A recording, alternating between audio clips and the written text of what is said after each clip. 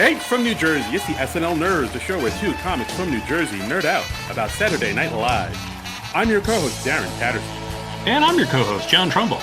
John Trumbull, how you doing, good sir? Hey, I'm doing all right. Getting good grades. Future so bright, gotta wear shades. Hey, nice. I see what you did there. Yeah. Look at you, kicking with the lyrics. Yeah, I am hip with the current references. Right. Absolutely. And you got your second vaccine shot too. You're all I did. I got my second Moderna. How did it treat you? You feel any big ill effects, so that's good.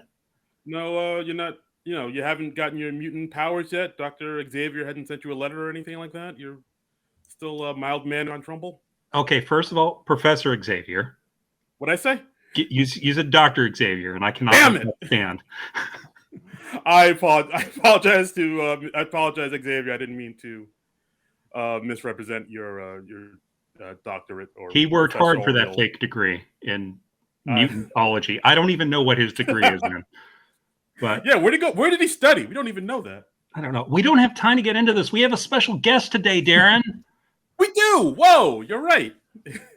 Holy Toledo, guys! Yeah, we have an amazing guest here today. We have because on today's episode, we'll be talking about the SNL season 46. We'll be doing our annual wrap up, and here to help us out with that season 46 wrap up, we have the writer for the AV Club, who's done the SNL wrap ups weekly. Ladies and gentlemen, for like 4 years now. Yeah, absolutely. Wait, more than 4 years. You were telling me 2014, isn't that right, Dennis? Yes, I was season 34, episode 14 was my first. Jim Parsons and Beck in 2014. Okay, wow. I screwed up your intro because Darren was gearing up for it. Yeah, I didn't want to say anything. It's Dennis Perkins, ladies and gentlemen. Give Dennis Perkins. Yeah, hi everybody. Hey, long time, first time. Welcome, Dennis. Thank you so much for doing this. This is fun. So yeah, thanks for being on the podcast with us. I mean, how's the pandemic been treating you? How's the end of days been? The end of days. I was talking off air with John about my wife and I are both freelance writers. Her name's Emily L. Stevens. She writes for the AV Club as well and other places. We were ideally suited in some ways because we work from home. We didn't have to worry about any of that stuff. So it's just the cabin fever and madness and despair that we've had to worry about. Same.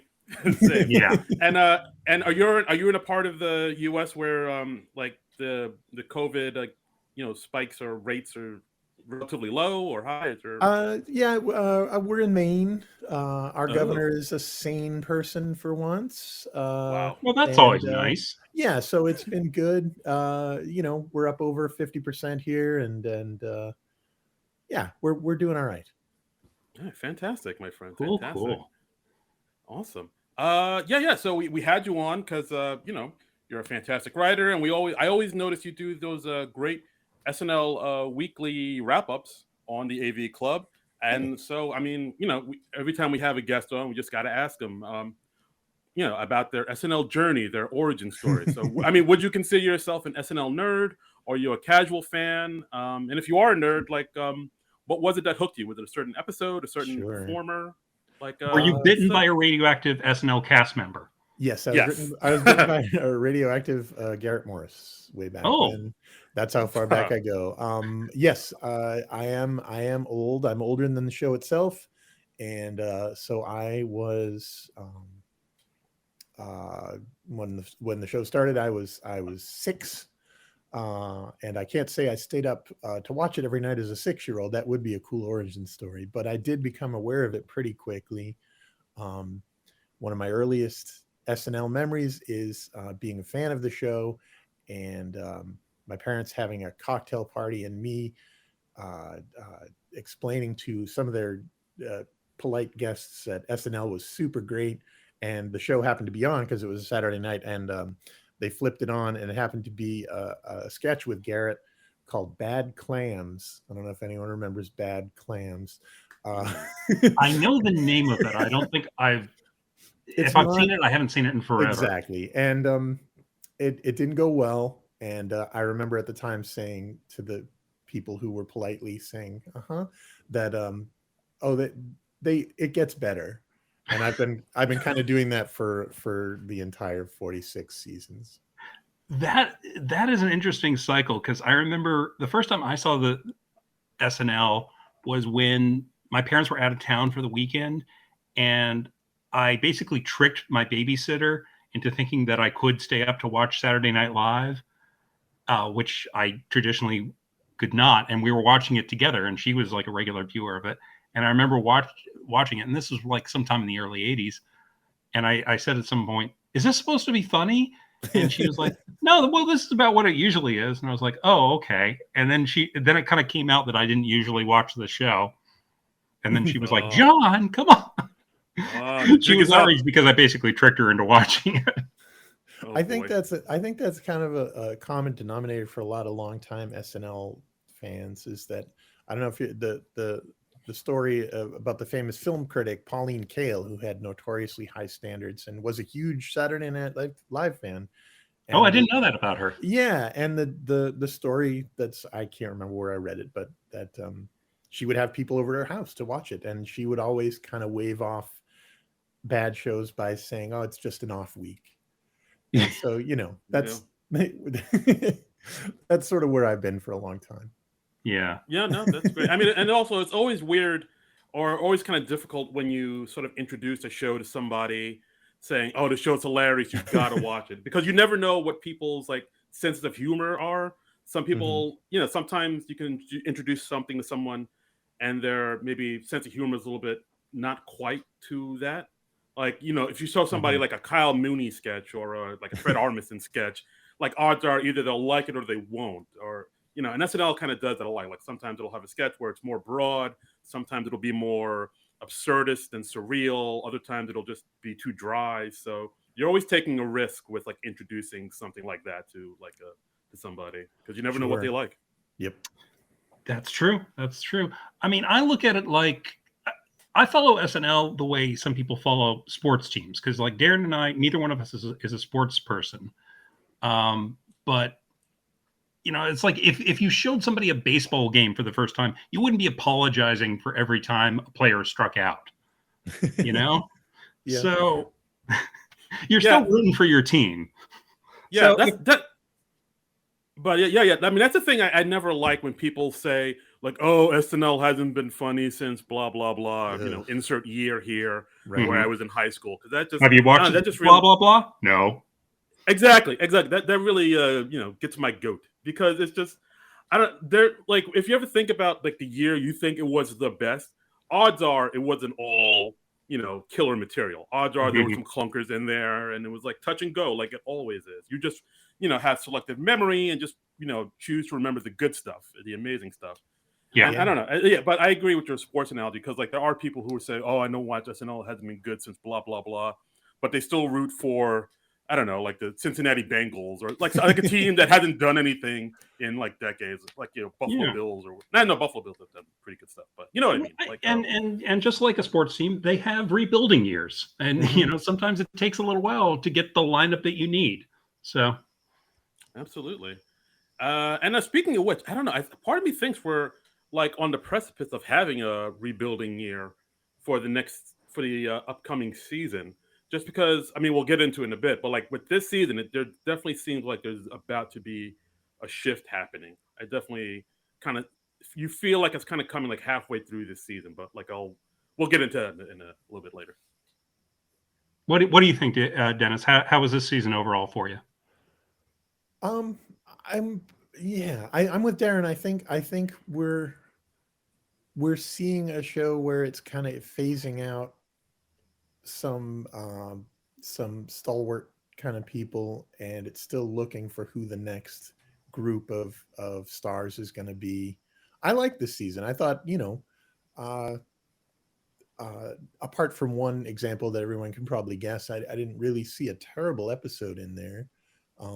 And a couple of very, very good ones. And did this terrible episode involve a billionaire? A billionaire? Yeah, I think. I mean, I haven't seen his tax returns, but I think so. Yeah. Okay. Did his name rhyme with Phelan Husk? Phelan Husk. Is that Reggae John Page? That's it. Oh no, wait, no, that doesn't rhyme. Yeah, I think that. Yeah. Yeah. Yeah, Darren and I, we were dreading that one. We were just like, I don't want to watch this, but I have to watch it because we do a show. Yeah, like tell me about that. it. That episode. I mean, I read your review of it, and I felt you were. I felt like you were too kind to it. Like that one was a chore to get through. There were several moments throughout that episode where I was like, I think I have to tap out. I can't go on. I can't with this. I wanted to. I mean, obviously I'm not a fan of the person or the idea to book him, but looking back over it, I don't, if I could ditch, I mean, I love the AV Club in so many ways, but if I could get rid of the letter grade thing, I would. But it's people like that. So I do that at the end, and in toting up all the pluses and minuses on that episode, I had to admit that I was like, that was kind of a good sketch, and I had to be fair. I think I gave it a C+ in the end, but yeah, there are a lot of qualifiers in there. Yeah. Now, when you're writing for the AV Club, you're more or less like writing your review of the show as the show is going on, isn't that right? Yeah. I usually that sounds so stressful. I don't do much writing during the actual episode. I do a lot of note taking and kind of ruminating during the commercials, and then I start writing at 1 a.m. and I usually finish around 6 or 7. Wow. Okay. Because I was thinking they went up faster than that, so I was just like, I've sometimes looked and I'm just being like, how does he get these up so fast? It depends on the show. Sometimes they just seem to fly, and sometimes it is absolutely like doing self-surgery. And it's never the ones you think. Sometimes you there'll be a show and you think it's really funny, and then it's somehow, when you get into it, it's a lot harder to actually articulate. There's only so many ways you can say I like this or I didn't like this. This good. This not good. So, okay, well, maybe before we get any more in depth about season 46 in general, why don't we just do a quick review of who the hosts and musical guests were? I've got a list here, so I will just read them real fast. We had 20 episodes this season. That's a little less than they usually have, isn't it? Yeah. I think it's usually 23, right? Yeah, the 23 sounds right to me. I didn't double check that, but yeah. But they were under very special circumstances. Like, I mean, when they started this season, the 2020 election was still happening. Yeah. And this was them returning to the studio with with like a limited audience and like the first responders and whatnot. So it was they were creeping back to the normal, which it ended with the last episode of this season. It ended at full capacity and everybody vaccinated. It was a huge tonal shift. A very interesting arc to the season. But okay, well, let's see who we had coming in and out of Studio 8H this year. Season premiere was Chris Rock with Megan Thee Stallion. Next, we had Bill Burr with Jack White. Then Issa Rae and Justin Bieber. Then Adele and Her. And next, we had John Mulaney and The Strokes. After that, episode 6, Dave Chappelle, Foo Fighters. Episode 7, Jason Bateman and Morgan Wallen. Episode 8, Timothy Chalamet and Bruce Springsteen and the E Street Band. Episode 9, Kristen Wiig and Dua Lipa. Episode 10, John Krasinski and Machine Gun Kelly. Episode 11, Dan Levy and Phoebe Bridgers. Episode 12, Regina King and Nathaniel Rateliff. Episode 13, Reggae Jean Page and Bad Bunny. Episode 14, Nick Jonas was the host and musical guest. Episode 15, Maya Rudolph and Jack Harlow. Episode 16, Daniel Kaluuya and St. Vincent. And episode 17, Carey Mulligan and Kid Cudi. Episode 18, Elon Musk and Miley Cyrus. Episode 19, Keegan-Michael Key and Olivia Rodrigo. And then finally, our season finale, which we covered just last week, was Anya Taylor-Joy and Lil Nas X.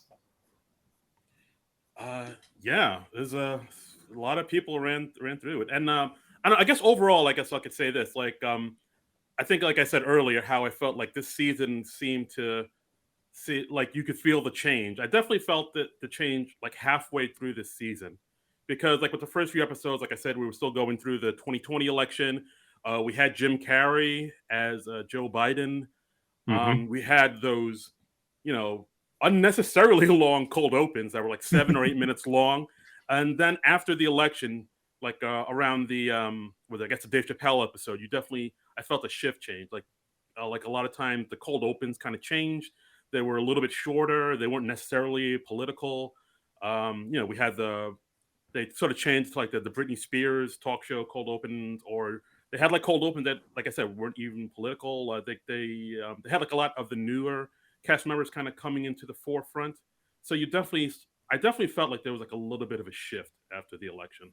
Like it was like almost like two separate seasons, a little bit. We as a nation exhaled, I think. That's it. We were like, phew,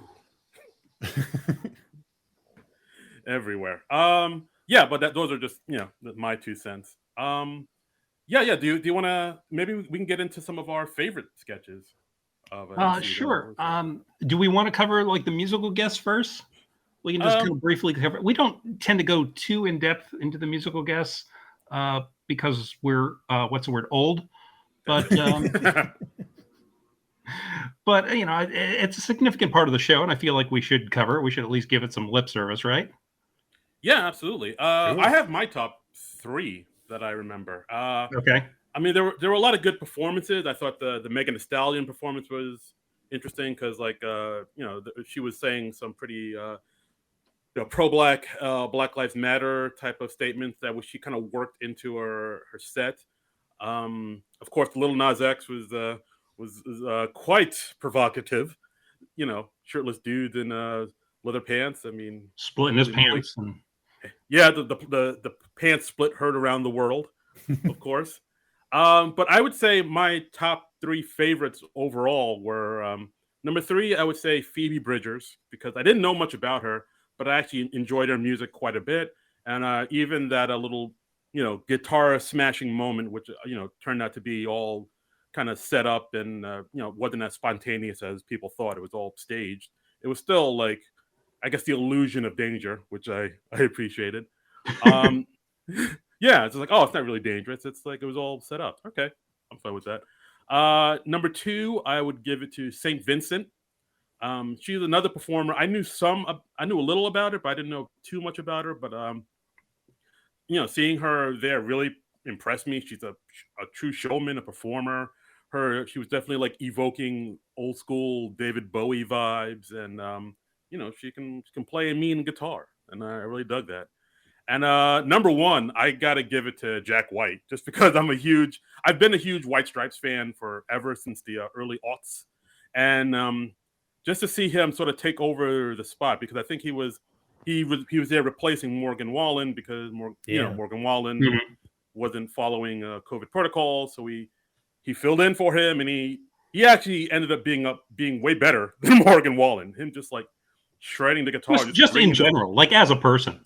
Yeah, absolutely. Like, I mean, again, I've been a big fan of him for a while, and just to see him like when he came on, there was a whole burst of energy that just came right in through the whole episode. Mm-hmm. Like he raised the levels.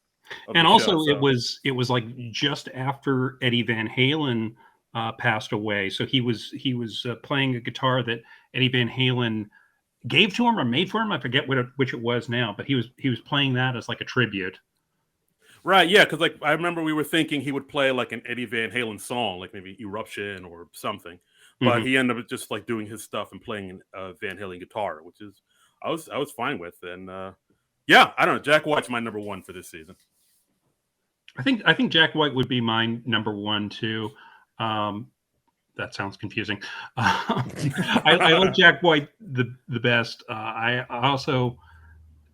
These are very typical choices for a guy in my demographic, but I also like the Strokes, the Foo Fighters, and Bruce Springsteen.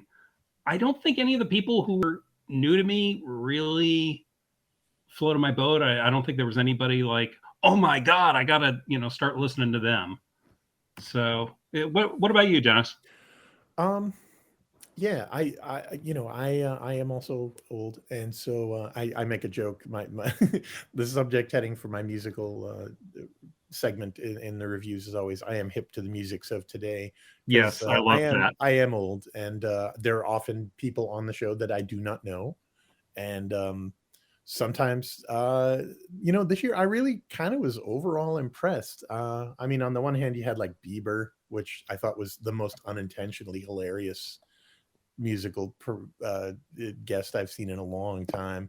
Um, but then number one for me has got to be Little Nas X. I thought that was just an absolutely transfixing, transformative performance for American TV and for him and for SNL. I just really dug it. I dug it so much that I didn't even notice that he split his pants. I had to play catch up the next day. Uh, um, I just thought for him, for this guy to be, I compared him in the review with all the love in my heart to Madonna, in the sense that, you know what he's doing is so intentionally provocative, but also so good that I don't know. It just seemed like it's going to be something that is going to stick out from this season as being culturally relevant for a long time.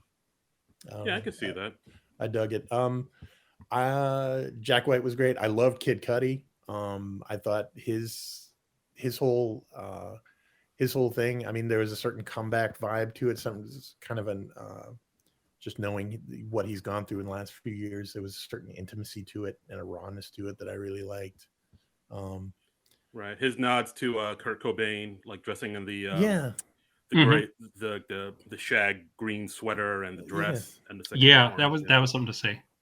and I accidentally got blurbed by St. Vincent's PR people. My editor, one of my editors, Eric Adams, sent it to me the next day. Uh, just something I wrote about St. Vincent just being like, yeah, that kind of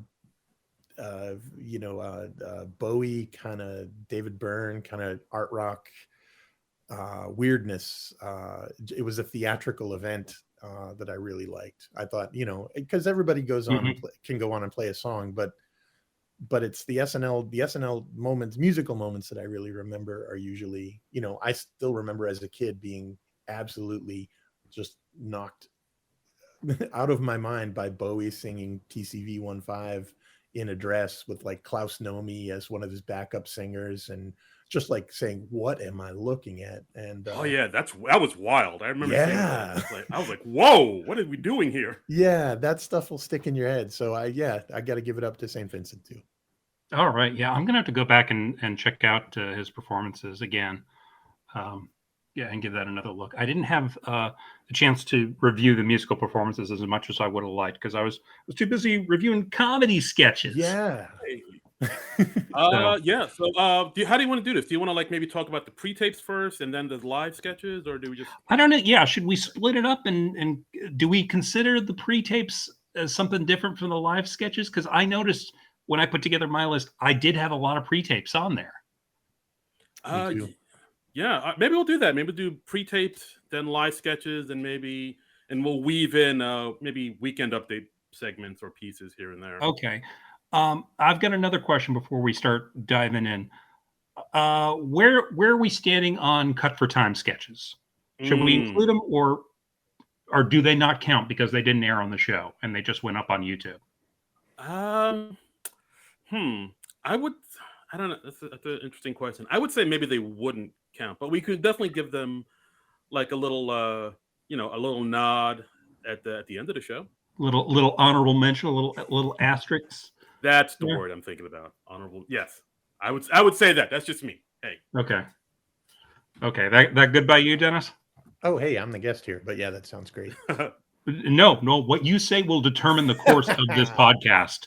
That's right. Oh It's man. all on your shoulders. Then yes, let's do that. Okay. Okay. All right. Well, yeah, I figured we could each do like maybe a top five or something and just go back and forth amongst ourselves. And then if somebody names something is on your list as well, you could just chime in and be like, "Oh yeah, that's on my list," and then we can just all talk about that sketch at once. Yeah, let's do it.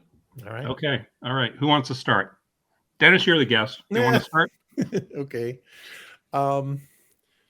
Are we doing them in order, or just? I'm sorry, I missed the. Are we doing pre-tapes first? Or are we doing live sketches, or what are we doing? Yeah. Doesn't matter. Yeah, it doesn't matter. Whatever's in your heart. Okay. Oh lordy. I think just because for no reason I will pick from the John Mulaney episode, the Birds sketch, the Cinema Classics sketch. Just because you say what you want about Saturday Night Live and what it should be and what it is and all the different aspects of it, but I laughed my ass off on that sketch during that sketch the entire way, and I just kept looking back. That was the funniest thing I saw all year on the show, and so I would say that would be where I would start. I just rewatched that one a little earlier today, and I don't think I'd watched it since that episode aired, and it has a lot of good lines in it. It's like John Mulaney's like the incredulous sheriff who's getting a phone call from Tippi Hedren, and it's all the funnier if you've seen The Birds, of course. Mm-hmm. But I think it works even if you haven't seen The Birds. But it has good lines like, the birds just birded a man to death. I wrote that one. And John Mulaney had a great line where he just goes, "You just said that the birds set fire to a gas station, so you need to explain that to me."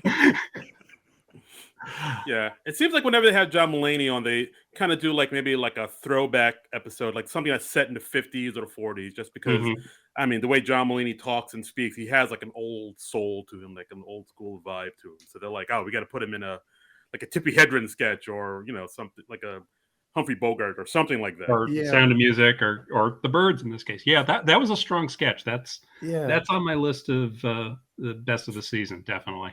And the thing I liked about it so much is, first of all, I am accused of and absolutely guilty of overanalyzing comedy, but sometimes we don't stand for that here. I know. sometimes funny is funny, and sometimes SNL puts things together in a way it just reminds you of what that aspect of the show is. It's live TV. It's got puppets. It's got crazy prop work. It's got Mulaney as just doing the most perfect deadpan, and it's got Kate trapped in a phone booth overacting. Just outstanding stuff, top to bottom. I just and whenever Kate gets to imitate an old-timey actress, I mean, she's just wonderful at that. Yeah. One of my favorite things that she ever did was when J.K. Simmons was hosting, and they did the Casablanca scene, and she's imitating Ingrid Bergman, and she's just like, "No, Nick, no," and that was just great. No, great choice.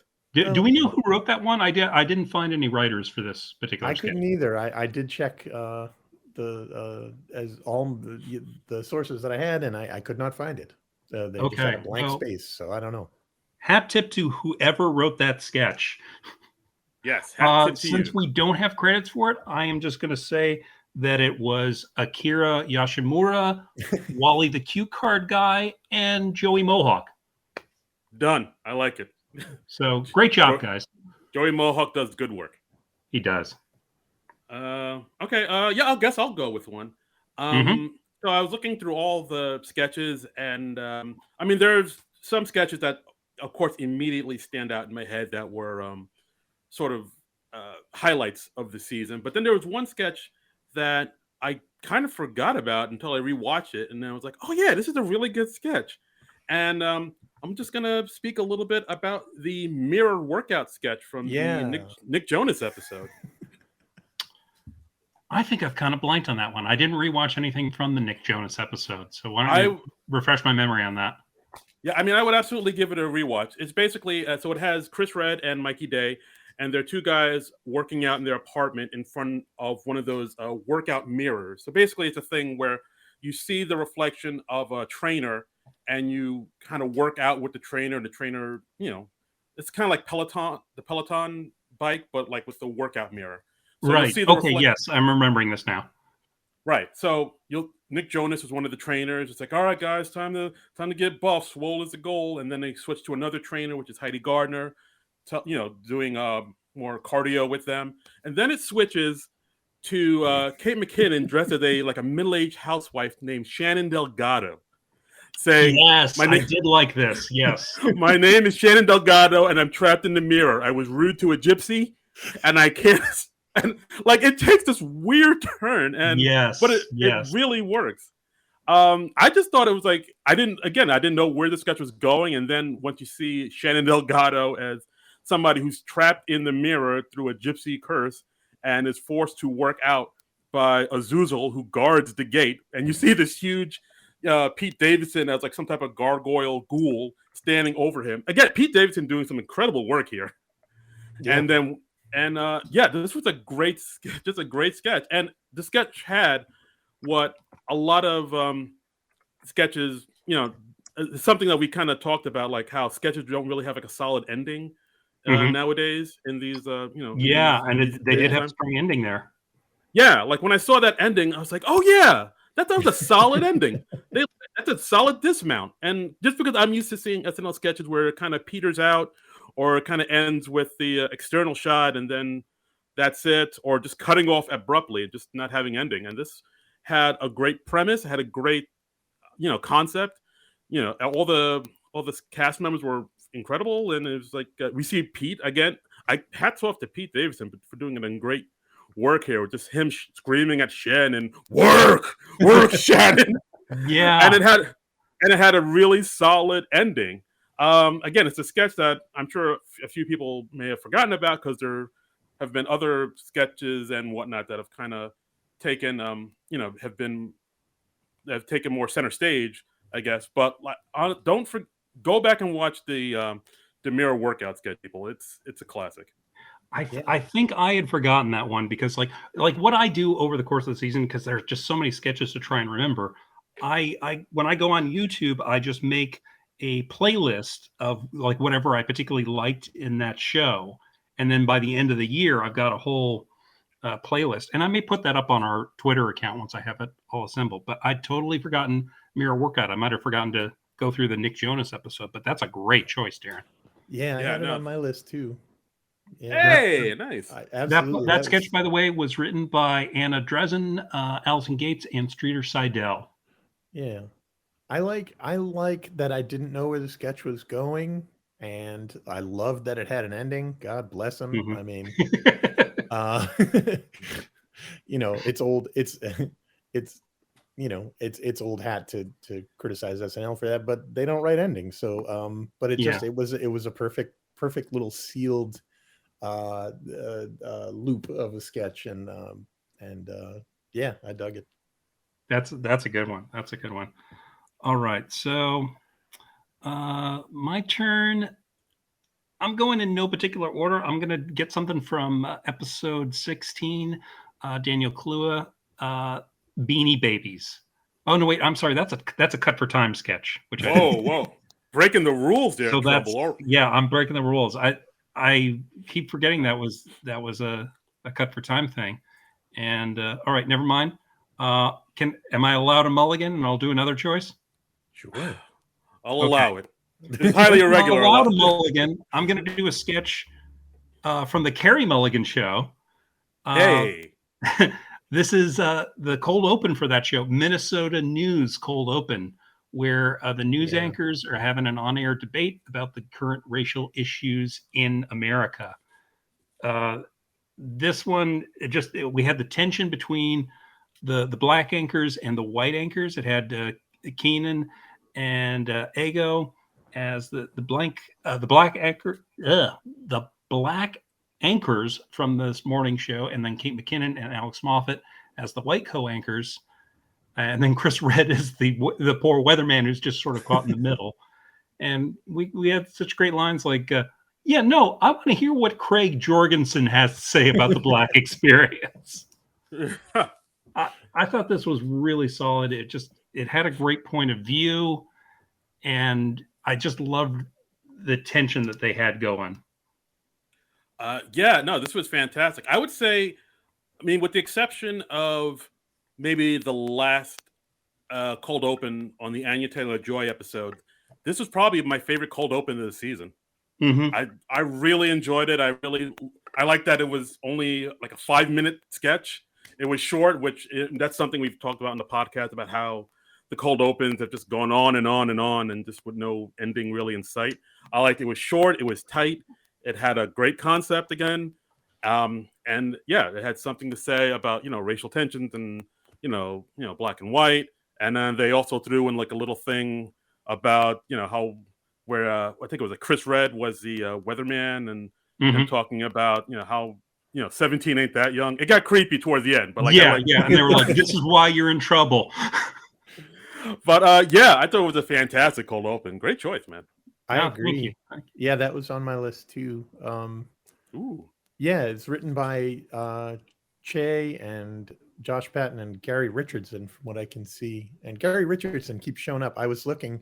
I don't usually go into the writers, as I'm writing the reviews because I don't have that information at the time. Right. As I was Yeah. going over it, I kept seeing Gary Richardson coming up more and more. It turns out I'm a Gary Richardson fan. But Yeah. Well, I mean, that's also why I want to pay attention to who writes what sketch, because yeah, it's a real good way to gauge who you like on the show, whose contributions you're really appreciating. So yeah, I yeah. want to give the writers a shout out wherever we can. And the thing I really liked about it, and you know, thank God, an old middle-aged white guy is going to talk about race. But Finally, that's that's kind of the point of the sketch in a way that it was. Race is such an easy thing to write sketches about and such a hard thing to do well, especially for Saturday Night Live. absolutely. Who, again, God bless them, but I think I wrote something in my review about, when you step back and look at it in a way, as shocking as it seems, SNL is better equipped to deal with race now than it ever has been, considering the diversity in the cast and the Yeah. writers room. And this one, I like that it was a nuanced, you can come out and do a sketch about racism being bad, which it is, and try to make that funny. This was more about coworkers and social anxiety and friend groups and the things that friends and colleagues of different races talk about and the things that they don't. And that was what was tricky about it. Yeah. My favorite line was just after the white anchors are trying their best to say what they mean and trying to point to that shooting as maybe this will be the thing that really spurs and that turns it all around. And they go to Ego and she just gives a beat and says, "Look, y'all seem like good people." And I was just like, that might have been my favorite line of the year. Just everything that was in it. I just really thought that was a great sketch. She's trying to be patient with them, but Right. she's heard this dance before. I also loved, like, towards the end of the sketch, they go, "Oh well, we lost royalty yesterday," and then the black anchors immediately say, "Yes, the rapper DMX died." That was great. And it's like, no, the Prince. Oh, Prince? He's been dead. What are you Yeah. I mean, that was great. And that's the type of sketch that you wouldn't have unless you had a decent amount of diversity in the writer's room and the performers, Yeah, no, absolutely. I mean, right now the cast and the writing room is just more diverse than we've ever seen. I mean, it's pretty fantastic. I mean, I'll probably get to that, around when I say my next sketch that I really like. But yeah, like that, we're really getting to see different voices and like sketches from people we may not have heard of before, and I'm here for it. Mm-hmm. All right, Dennis, it's your turn again. What's your number 2 choice? All right. Let's see. Oh God. Just to stick with another one that was just funny for the sake of funny, just to keep things the variety going. The birthday party on the Regina King episode 80s birthday party with all of the signs from presumably like Michael's or someplace like that, where everyone's giving her jokey signs about drinking, and they just get really, really dark. Um, I don't know if anyone remember. It's a birthday party. Everyone keeps unveiling a sign. 80 keeps opening them, and the first ones are like, oh, it's wine o'clock, and they're like laughing and drinking wine, and then gradually it becomes one about a very extended one about how 80 drinks underneath the trampoline in her backyard and cries, and one that just says, "I'm sexually promiscuous and my house is dirty." Oh, that's my favorite. That's another one that I had honestly forgotten about, and I'm gonna have to go back and rewatch that because I do remember liking that one a lot.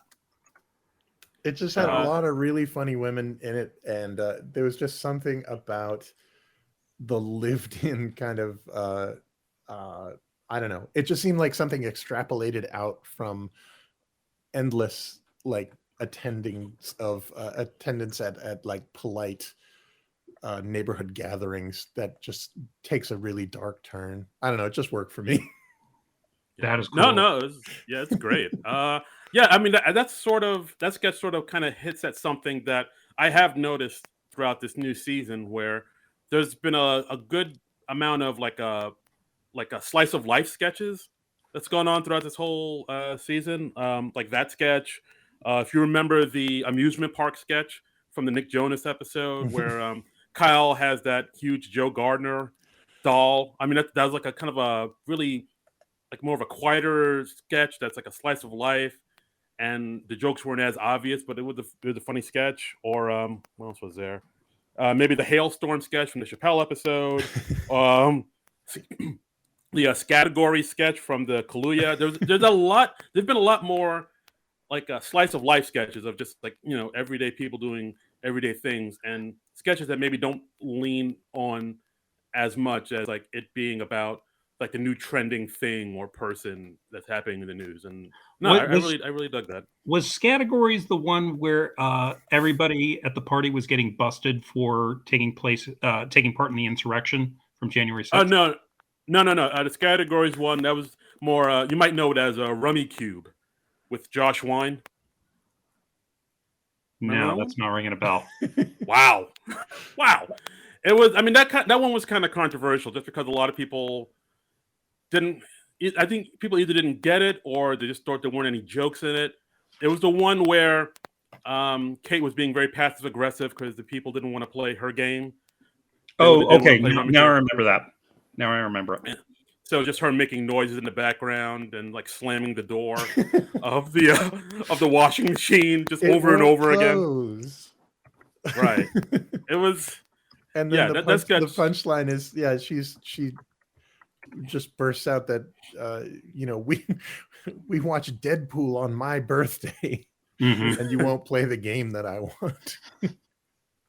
Right, but that's a sketch. But yeah, I do like that they're giving more like I keep saying slice of life, but more of those sketches like more shine. Like those sketches maybe I would have remembered seeing back in the 80s or 90s, where it's a little bit more quieter, or the joke wasn't as obvious. And I really do. Yeah, it's nice to have like more low key things that aren't about the huge stuff that's happening in the news this week, and it's more just about human behavior, and that's nice for the variety of the show, I think. Mm-hmm. Absolutely. So yeah, I guess it's my turn. I mean, for keeping in theme with the live sketches, I kind of have two that I kind of want to pair together, if that's okay. Two of my favorites throughout this whole season were the Proud Parents sketch on the Daniel Kaluuya episode, and the I got to give a nod to the college panel sketch that happened on the Anya Taylor-Joy finale. Just because I think those are two sketches where it's like from a point of view that maybe not everybody would get, or not everybody would really understand what the joke is. I mean, I got it because like I sort of saw where they were going with it, but like I remember listening to a bunch of other SNL podcasts, and people for both of those sketches, people were like, "Yeah, I liked it, but I didn't know exactly what they were saying." Like with the Proud Parents sketch, that's the one that it has Ego Wodum and Daniel Kaluuya, sort of chastising their son for not, for ditching wanting to be a doctor for getting into creative writing. And like that's a sketch where if you're like a first generation person, if you have parents who came to this country from like Africa or Asia, you get what they're trying to say because in those families, education is really important, and you really press on their kids to be a doctor, a lawyer, or an engineer. So, but like I remember like hearing other people talk about that sketch, and they were like, "Yeah, I didn't quite get it, but I liked it." But like I got it because I'm first generation, my wife's first generation. I know a ton of our friends are first generation too, and we all got it. We all like, "Oh yeah, that is the thing. That's hilarious."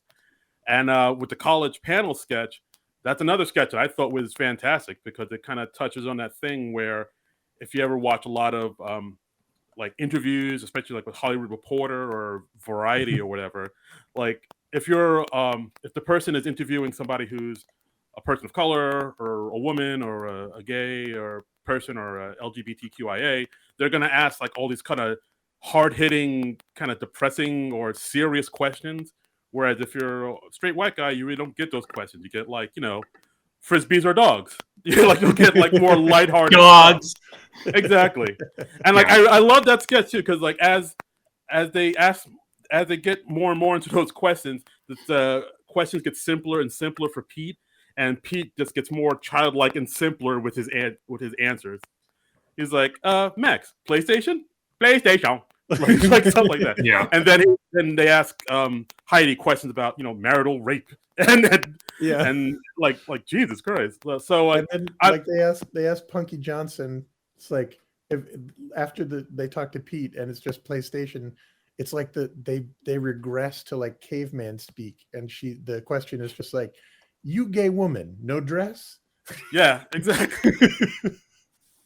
And you definitely get a sense people people on that panel like have heard questions like that before. Like I could definitely see like that sketch, that college panel sketch, coming from maybe Bowen Yang's experiences with the press, or Punky Johnson's experiences with the press, or even Ego or Heidi, where they ask them, so as a woman, so as a gay man, as an Asian gay man, how do you feel about this? Like they've gotten questions like that a lot, and I'm sure they've gotten those questions to the point where maybe some of them may have been a little harsher or disrespectful. So I can definitely see like that sketch being based on their experiences, just like I could see the Proud Parents sketch being based on Ego's experience, because I actually watched a couple of weeks ago, like before the sketch came on, like Ego was on Seth Meyers, and she talked about how she was a pre-med student and she studied biology and she was going to be a doctor, but she gave it up because she really wanted to do acting and comedy. So I can imagine that sketch being pretty much how the discussion went with her parents, telling them that she didn't want to be a doctor anymore. So like those are two sketches where I think that are sort of based or sort of highlight how diversity in the writing room is like super important, because like they're both sketches that you wouldn't have seen unless they were written by people who sort of see the world from a different light. So college panel and Proud Parent sketch, two of my faves of the season. Okay, well, it's my turn again. So I'm going to choose a sketch that's become one of my favorites. I don't think this is going to be a surprise. It's The War in Words. Bertie and Mary. This was from the Carey Mulligan episode. This was a World War II documentary, reveals letters written by a separated military couple, Bertie, played by Mikey Day, and Mary, Carey Mulligan, that take an unexpected turn. I love these sketches. I mean, it's pretty much the same formula every time. Just the wife saying really weird things in her letters to the guy on the front. But they're always so good because Mikey Day is just so good at playing incredulous. and they're really creative with the weird things that they have the wife be up to. Yeah, no, absolutely. It's I mean, it is one of those sketches like every time they have a British female actress on as a host, you can it's a safe bet that they're going to do the war. Yeah. Yeah. Yeah. I mean, SNL, this needs to be a new tradition. They need to have at least one British woman host every season just so they can keep doing the sketch. That is all I want in life. Yeah, no, I'm down for that. And yeah, I mean, it is one of those things where like you kind of know where it's going and you know the beats, but I mean the beats are just so enjoyable and so hilarious. So like every new joke that they come up with, it's you gotta like, oh, that's pretty funny. That's pretty hilarious. Yeah, I mean this one, Streeter, like he asks his wife to send him something naughty, and then she's like, "Well, here you go. Don't share it with all your friends." And then he's holding a vial of cocaine, and then the sketch ends. He's just so flustered over this weird conversation he's been having with his wife through the mail. He just goes, "Okay, screw it. I'm going to do it." And he starts like breaking up the cocaine in there. I mean, I love these sketches, and they haven't gone to the well so many times that I'm sick of it. We've had just the right amount of them, I think. No, Yeah. I agree. I'm with you. Yeah. I will add, I have, some people say, a vendetta against Mikey Day, and I do not. I just want to make that very clear. Wow. I think he's a funny guy. I think at one point I kind of was ruminating in one review or another that I don't know if it's some sort of extended hazing that's going on where he gets stuck in the same sort of role as the guy who points to the person who's acting weird and says, "Hey, that person's acting weird." And Yeah. this sketch isn't exactly like that because he has a little more to do and the format helps him out. But Yeah. yeah, he is, as you say, John, he is good at acting incredulous because he has a lot of practice at it. Yes. Yes. Right. I do get a little sick of the sketches where there is just somebody who's only functioning in the sketches. Hey, that person's acting weird. They do go to that well a little too often. And I it's think this is almost just always different. Mikey Day. Yeah, I Yeah. guess. Yeah. I mean, he is a good straight man, and I guess he's good at the being. I guess the person there who sees everything a little bit weird, like the one who's acting as the voice for the audience. I still thought you were gonna say the guy who sees things a little differently. I was thinking about it, and I was like, I don't want to set John off. I'll pull back from that. Yeah, that character is not one of my favorites. Yeah, but Mikey Day is good at playing the straight man. I mean, he does it when he plays the Don Jr. character to Moffat's Mhm. Eric Trump. Yeah. He's just good. He just knows that lane about how to play it. Just so that the other person can act crazy and wacky, and he's like the grounded one and able to sort of Yeah. move the sketch along. I've really come to like Mikey Day. He's become one of my favorite people in the cast, and I particularly like him ever since I learned to tell the difference between him and Alex Moffat. Right. Which, I mean, it took a season, but I think Yeah. it was worth it. Yep. Right. We were calling them Mikey Moffat and Alex Day, if I'm not Mhm. mistaken. We were sometimes intentionally. Yes. But yeah, Warren Words, great pick, my friend. Thank you much, Dennis. I believe it's your turn now. Okay, I'm gonna pick one that thematically will follow up on my point about kind of SNL returning to a particular well kind of often, and I will pick as from the Reggae John Page episode. I will pick the job interview sketch. Oh Yes. It was written by Colin Jost, who more props to him because it isn't a sketch I would think would necessarily come from Jost, but what I like about it the most is that everybody in the sketch is in the same bizarro world Yes. without having that Mikey Day persona to say, "Hey, that's weird." They're just it's absurdity building on absurdity. If the sketch is just Page comes in as he's a prospective employee of a company that writes Beck Bennett's company writes ads on spec for companies, and they're all terrible. And you think, oh, I know where this is going. And it does do the, these are terrible ads jokes, but it just keeps piling on. There's just stuff going on around the edges of the sketch that it's never explained. It's never, there's nobody providing kind of cliff notes to people who are watching who might be a little alarmed that we're kind of in a strange world here. At one point, Beck Bennett is just he's the boss and he's trying to pump up how well his company's doing, and the first note that his assistant Bowen Yang brings is just like, we're losing millions, and he just waves that away. But then the next one that Bowen Yang brings in is, they have your daughter. Yeah. And at one point he comes in with a post-it note that just says hi, and right. He gives that to Reggae John Page. I remember that. Yeah, I watched that again this morning, and this was a sketch that if I hadn't put it on that YouTube playlist, I probably would have forgotten about it. But I loved it at the time, and I loved it when I watched it again this morning. And it's really good. It's written by Colin Joe Solo, so he gets full credit for this. And it's just a barrage of great weird jokes, great performances, and the editing was really good because the editing really kept it just rapid fire, and you didn't have time to. Yeah, I mean it was just great.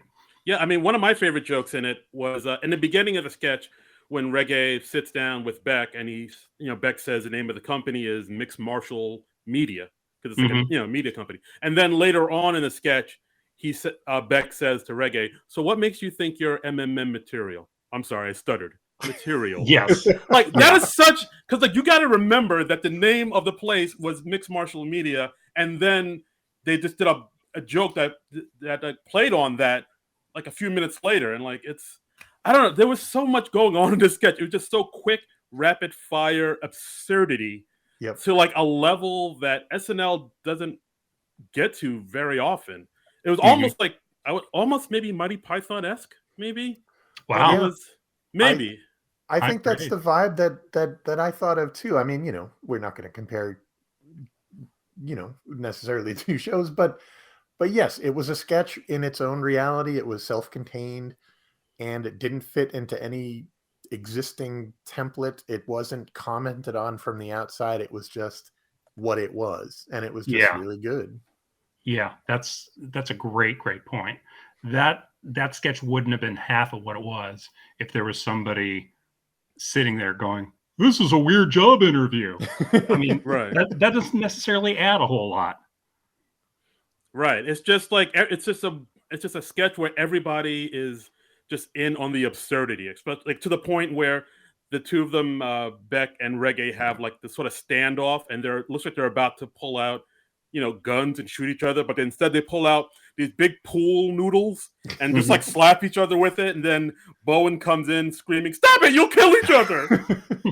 It's like, what is going on here? It's just madness. And then it ends with Paige having been kind of a Bagger Vance, kind of the magical Negro kind of stereotype. He's like, he only was there to give Beck the prize-winning ad that's going to save his company, and then he disappears like in a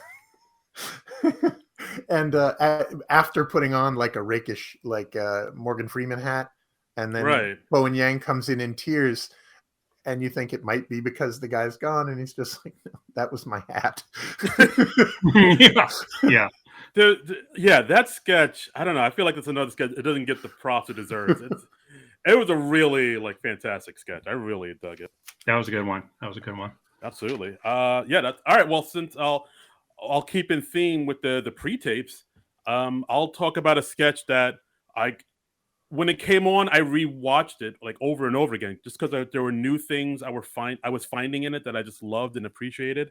And it was on what I think was the strongest episode of the season. I would say the Timothy Chalamet episode was the strongest one of the season, hands down.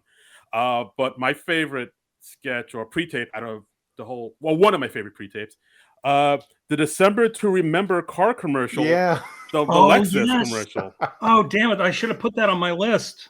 Which episode was that in? Timothy Chalamet. That episode. Yeah, Chalamet. Okay. Yes. All right. Yeah. Like, I mean, I'm sure maybe we'll talk about episodes later, but like, I thought that episode was like the strongest by far. It had that in it.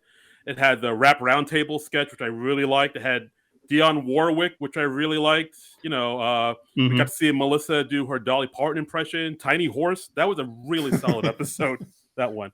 But yeah, let's talk about this December to Remember. There was so much in there to love. Just first of all, the way it was shot. It looked exactly like a Lexus commercial, the way it was shot. Yes. And then it's it's a trope on. So for those who haven't seen it, it's basically Beck and Heidi as a married couple. Timothy Chalamet is their son, and they're around the tree Christmas morning. Beck gives Heidi a gift. She sees his car keys, like a lot of car commercials do. They all go out in their Sunday best, and they see it's a Lexus in the driveway. And of course, instead of being happy by this sight, Heidi says, "Are you kidding me? You bought a car? That's a major purchase. What's wrong with you?" Mm-hmm. And then from there, it just devolves into this whole thing about how they can't afford the car because the dad's out of work, and then it goes to Beck drinking at 9 a.m, and then it just spirals downward and downward, and we see all these amazing performances from everybody. I mean, Heidi plays the notes just right as a incredulous wife who just sees this car in his driveway, this major purchase. Beck is always good as like just a clueless dad type. He's very good at that. That's his wheelhouse, man. Yeah, exactly. And of course he says, and of course Heidi says, "How much did you pay for this ridiculous purchase?" And he says, "It's like $4,000. It's not that much, babe." And how much is the monthly payment? He's like, "Wait, what?" And like I love Heidi's response because she has her lips like pursed closed, saying like, "Did you honestly think this car cost $4,000?" Yeah. And like he has to know about the monthly pay. He doesn't know about the monthly payment or the APR or the APR. Yes, he doesn't know what an APR is. And then Mikey comes in as the neighbor, just blowing up his spot, saying, "You bought a Lexus with the money I lent you. You were come to me crying, saying you said you needed that to pay bills." Yeah, like my wife doesn't respect me. She's cheating on me with everyone, and now we have Heidi come as like the cheating woman, and there's so many levels to this whole. And we find out over the course of the sketch she's cheating with Mikey Day, the neighbor. Yeah. Yeah. It had some great turns in it. I mean, they could have just only done the level of him buying the car and surprising her without telling her about it. And a lot of other sketches would have just kept it at that level, but they kept building on it, and that was a great thing about that sketch. Yeah, like Beck has his ear pierced to impress his son's girlfriend. Yes. I was like, where is this sketch going? Yeah. Yeah, that was one of my favorite pre-tapes of the season, hands down. Really great, yeah. It was fantastic. Beck is at his best, I think, when he is channeling thwarted American male kind of ego. Like, a guy who is attempting to kind of embody everything he thinks a man should be and falling far, far short. Yes. I think he's really good at that. Yeah. Yeah, no, he's a gem. He's a gem of a performer. Okay. Yeah. So December to Remember car commercial. That's a great choice. I'm kicking myself that I forgot to include that one on mine.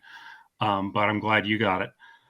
Okay, well, continuing the theme of pre-tapes we really liked, I'm gonna choose another pre-tape. This is a teacher. And it's a trailer for a new show, depicts a student, Andrew Dismuke's, attempt to get special treatment from his teacher, Ego Nwadum. This was from the Kristen Wiig episode. It was written by Anna Dreesen, Allison Gates, and Ego Nwadum. It's just like a teacher kind of coming up, and he's being like, "Hey, what's up?"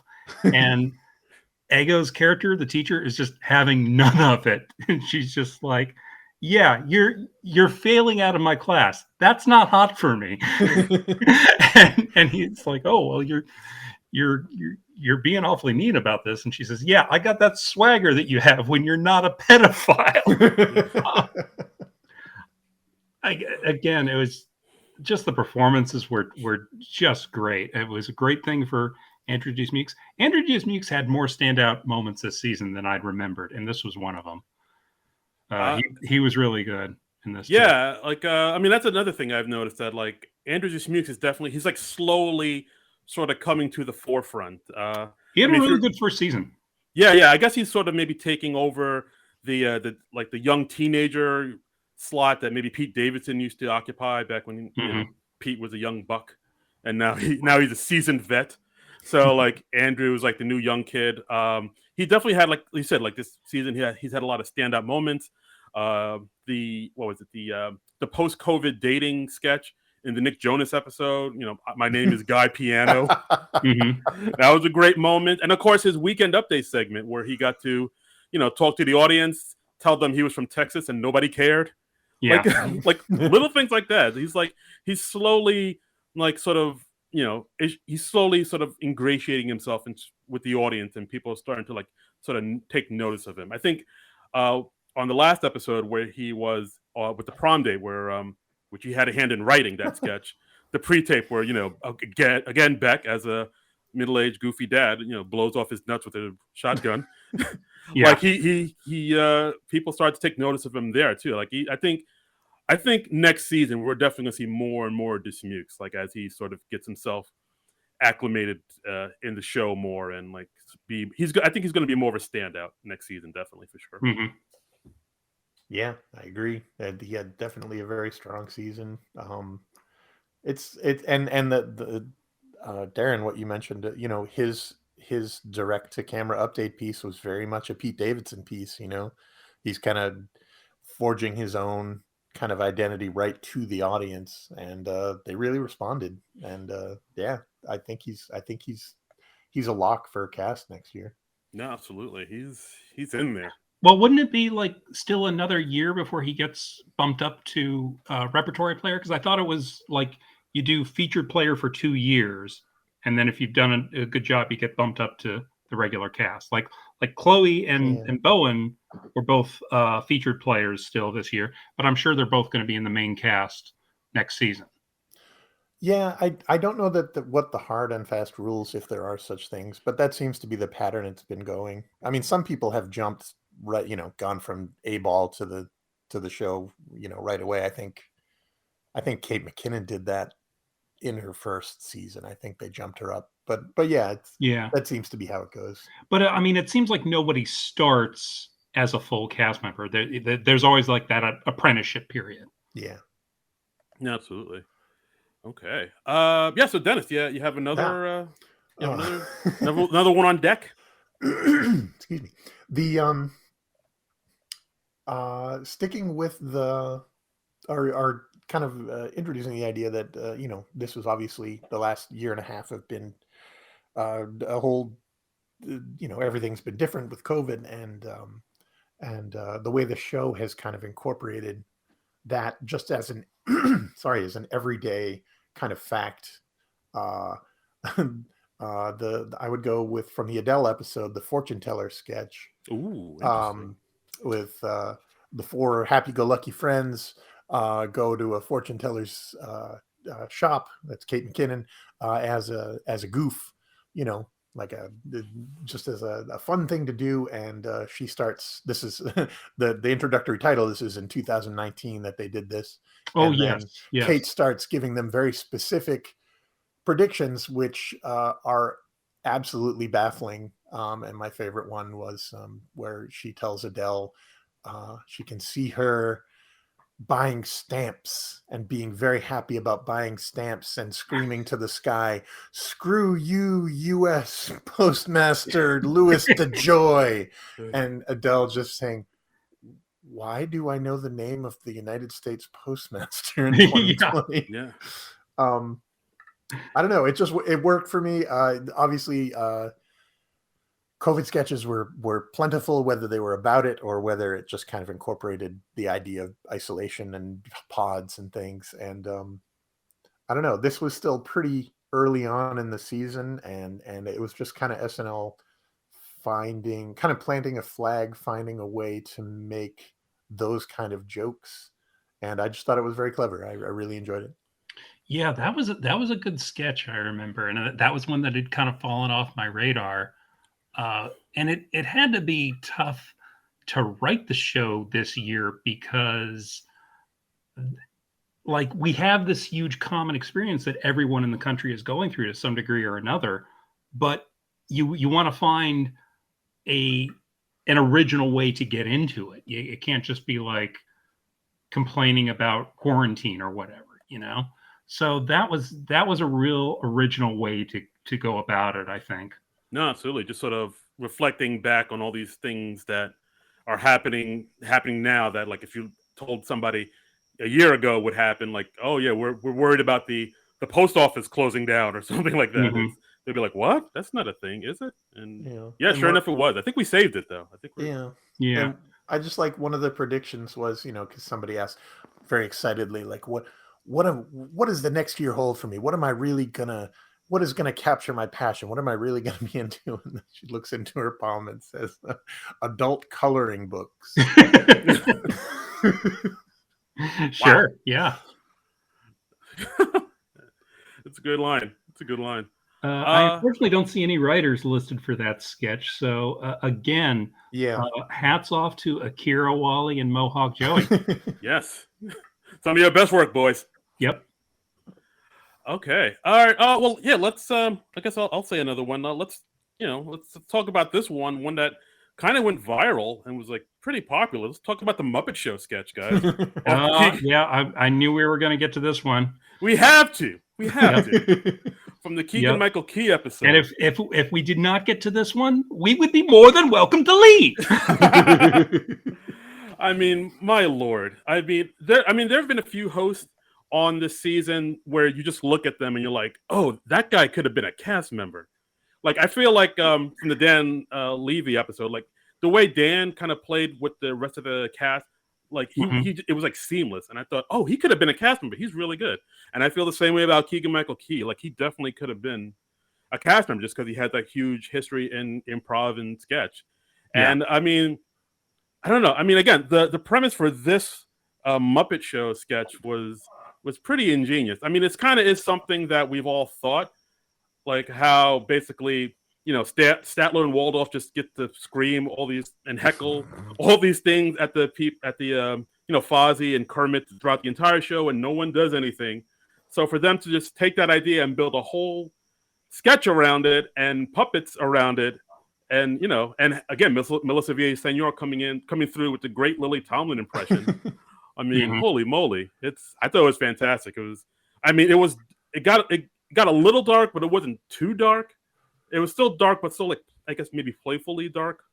I saw somebody, like, I got into a debate with somebody on Facebook about it, or there was some think piece or something, and there was like, oh, well, this doesn't work for the Muppets because it broke one of the big rules of the Muppets where they never call attention to them not being people. And I was just like, yeah, but it's not the Muppets, so they don't have to obey the rules of the Muppet Show. So right. I just thought that was such a weird criticism of it. Somebody bring up Muppet rules, Muppet law. Yeah.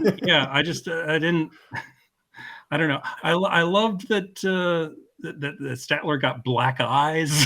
I love that they made either another Muppet or some attachment on top of his eyes so they could show him being beaten up. And Keenan and Keegan both just threw themselves into it so hard performance-wise. It really elevated the sketch, and it was a funny sketch to begin with. I mean, you have lines like, everybody here paid good money to hear this little dragon and this thing. Yeah. I think that was it too. The way that Keegan, his voice, he has that lisp and that high-pitched voice. That's what really sold it. It's like, what did you say to you fellas? Like, Keegan is so good at vocal characterizations. I know his first wife was like some sort of linguist or speech therapist or something. So I think she was able to help him in that, and he's really adept at that. Right, like he's not doing much. It's all in his voice. Like him saying, "Now whatever happens next is up to you." Like shit like that. Like that's enough to get that laugh out. Yeah. And that sketch, by the way, written by Dan Bula, Stephen Castillo, Mikey Day, and Dennis's favorite, Gary Richardson. Yeah, fantastic. Darren, I mean, you're absolutely right about Keegan Michael Key, and I saw an interview with him where he was talking about he had an offer from Mad TV, which is where he and Peele started, their partnership, and how he had to really wrestle, because SNL was always the dream for him, but this was work, and this was in LA, and he could network there, and so that's why he chose what he chose. Yeah.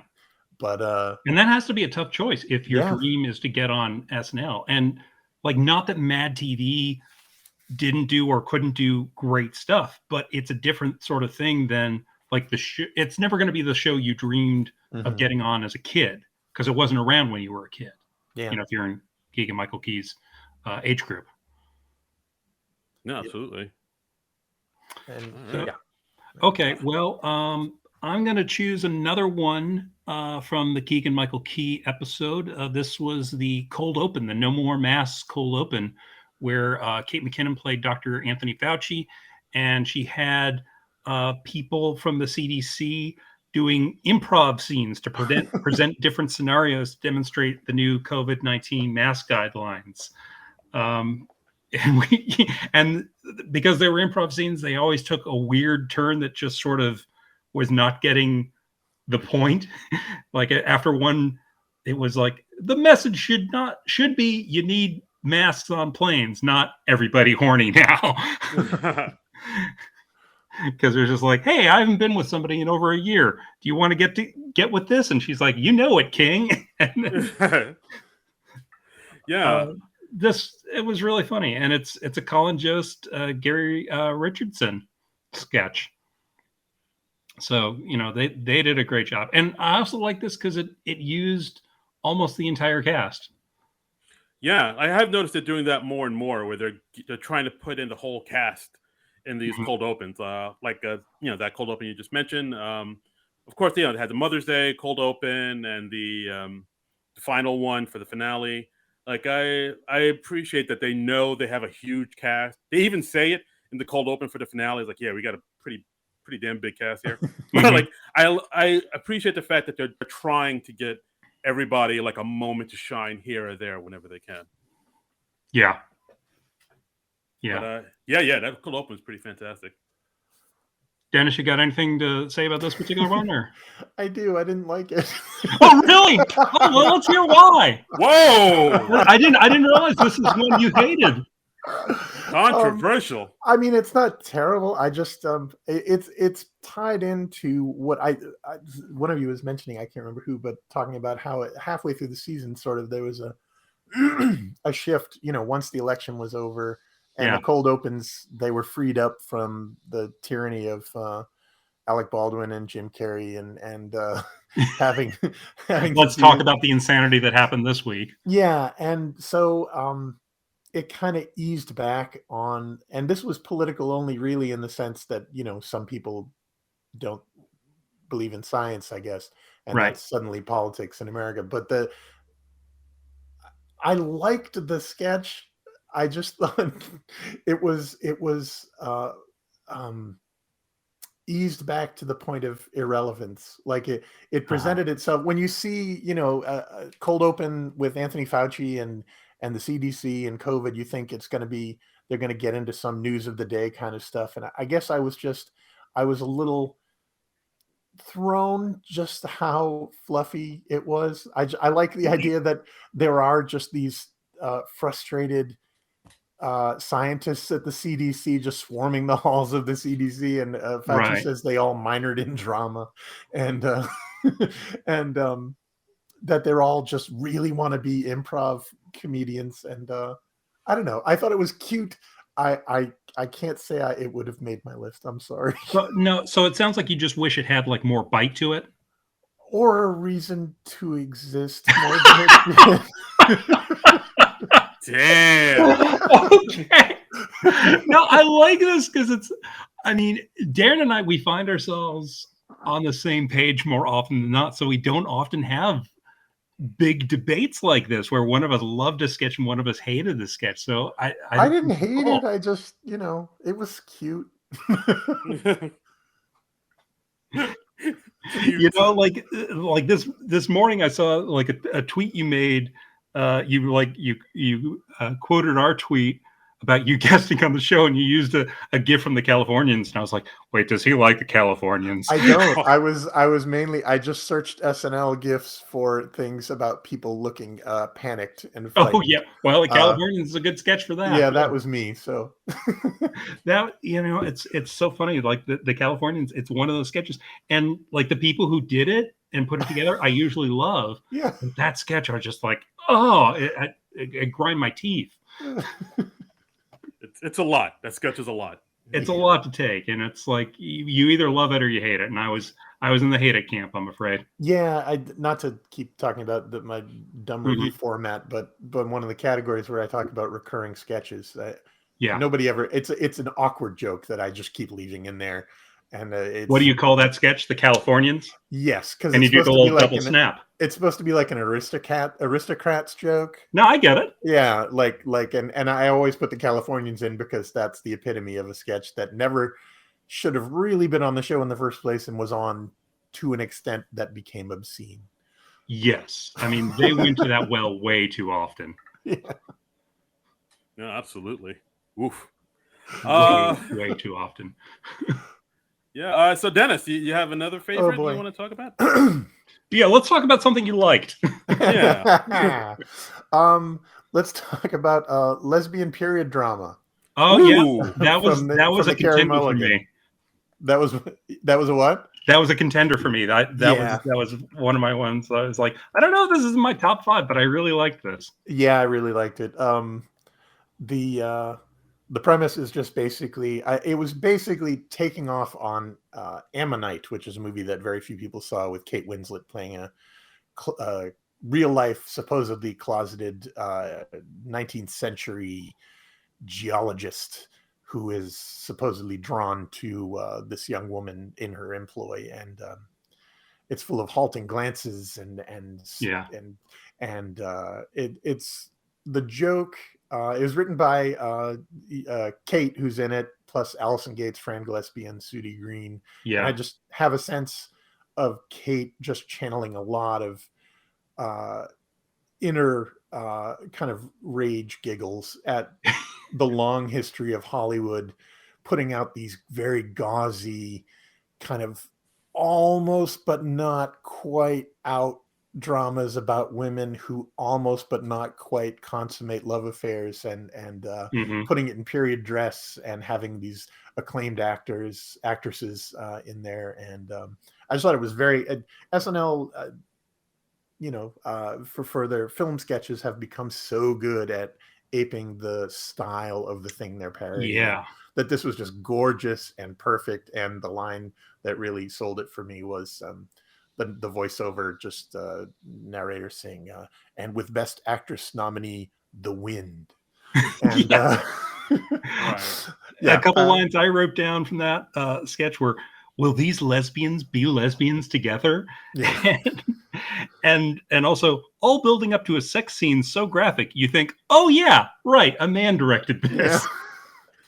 Yeah, that's a good one. And plus, it felt like just like Kate McKinnon and probably some of the other writers just putting years of pent-up frustrations of watching all these art house lesbian period dramas pour into this, and they were just going off on every cliche that they'd gotten sick of. So yeah, absolutely. And it was really strong.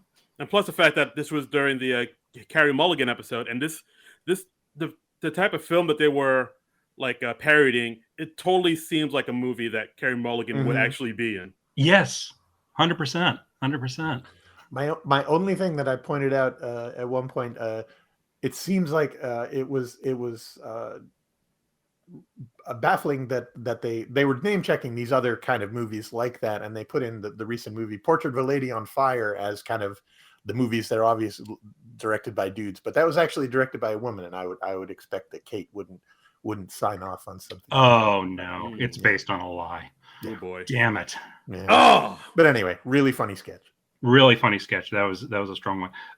I was surprised when I was going through the sketches I really liked how many were from that Carey Mulligan show. That was a pretty strong show. Yeah, she was a good host. Yeah, absolutely. Yeah, all right. So I guess I'll go again. What? Hmm. I'm gonna shake things up. I'm gonna hop Oh, over. I'm do it. We're getting too complacent. Yeah, I'm gonna hop over to something that went viral from the weekend update. Oh, And I bet I guys, know what this is. you probably do because, dude, we gotta talk about Bowen Yang as the iceberg that sunk the Titanic. Yes, we absolutely do. Wow, Yeah. wow. I mean, it's something that's like silly and absurd, but at the same time, kind of smart and brilliant too. Hmm. Yeah. It's like I did not see this coming. Like much like the Titanic, and I don't.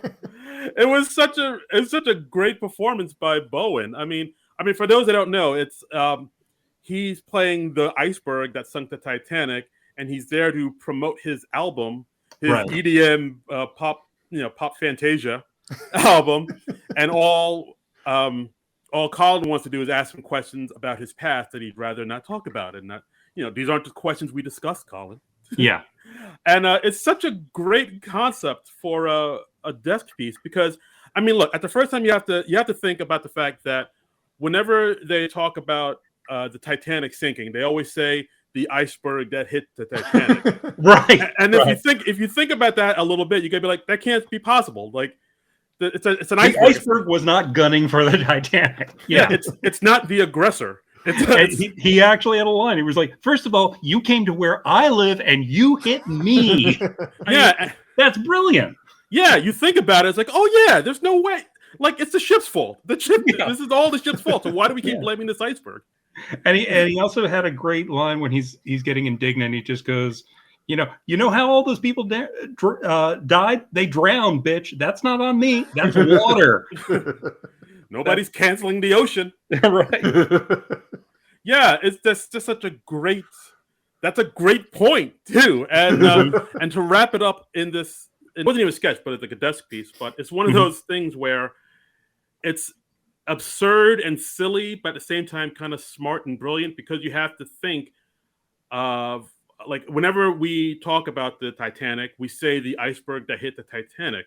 Right. And then you think about that for a minute and you realize, wait, that can't be possible. It's that Titanic. It's not a living thing. It couldn't have been the aggressor. The boat hit the iceberg. The iceberg didn't go out looking for the Titanic, right? Yeah. Yeah, exactly. So once you think of that idea and realize that, then you build a whole character around it.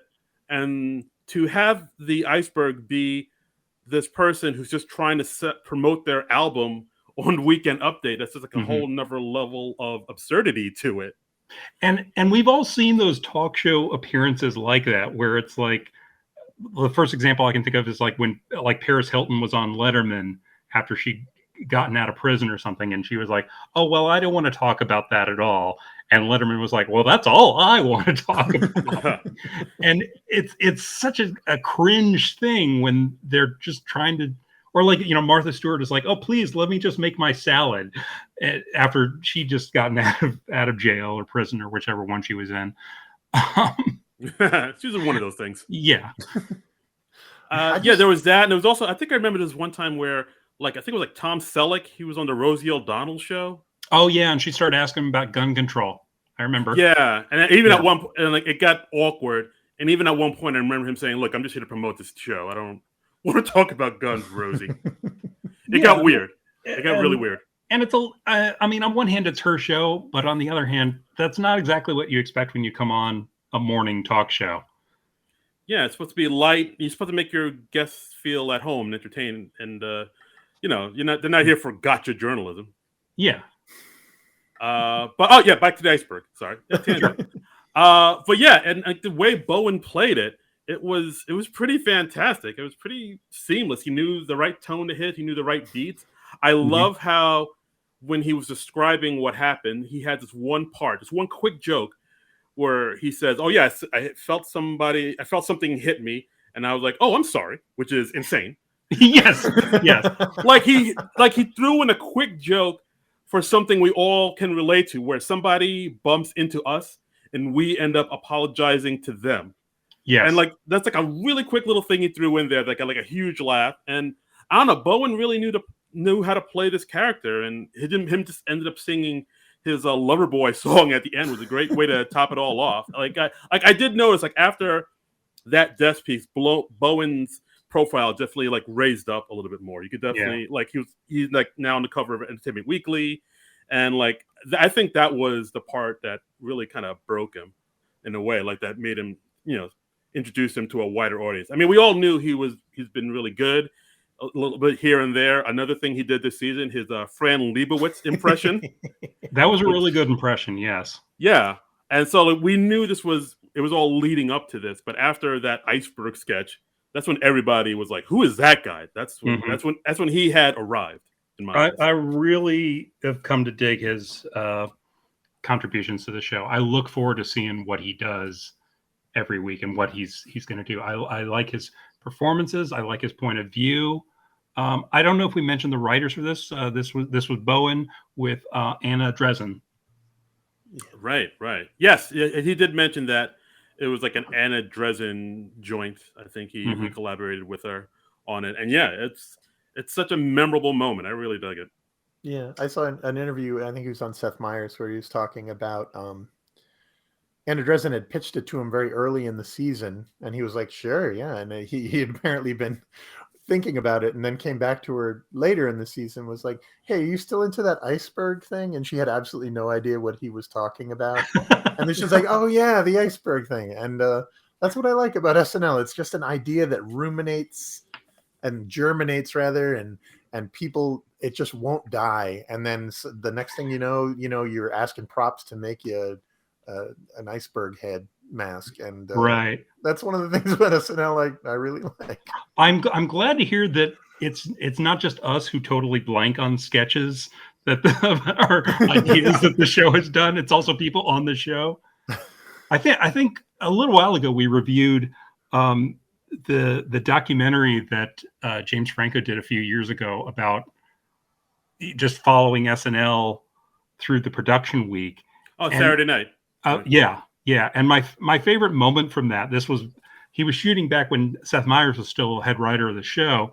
And Seth Meyers, I think he pitched an idea at the Monday pitch meeting, and it wasn't like a serious pitch. And then they show him like later in the doc, and I think it's like Wednesday, and he's like, "Oh yeah, should I write up that thing?" And I just wanted to go, "You're the head writer too. Why? How are you not on doing this immediately?" And it was just, he was so casual about it. It was hilarious to me. Yeah, pretty fantastic. And we just have to give a nod to that star-making performance of Bowen Yang as the iceberg that sunk the Titanic. That's a great one. Okay, so it's my turn. I'm going to do a pre-tape from early in the season. This is one that I watched this morning for the first time in months. Made me laugh out loud again. This was from the Bill Burr episode, and it's a pre-tape about commercial advertising Sam Adams' new pumpkin beer. Right.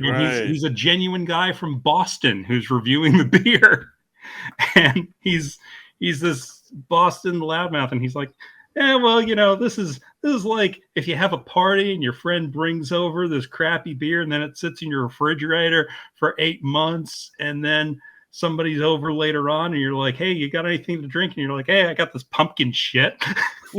I mean, it's so great. Bill Burr was so good, and it was obviously just written around him and his persona.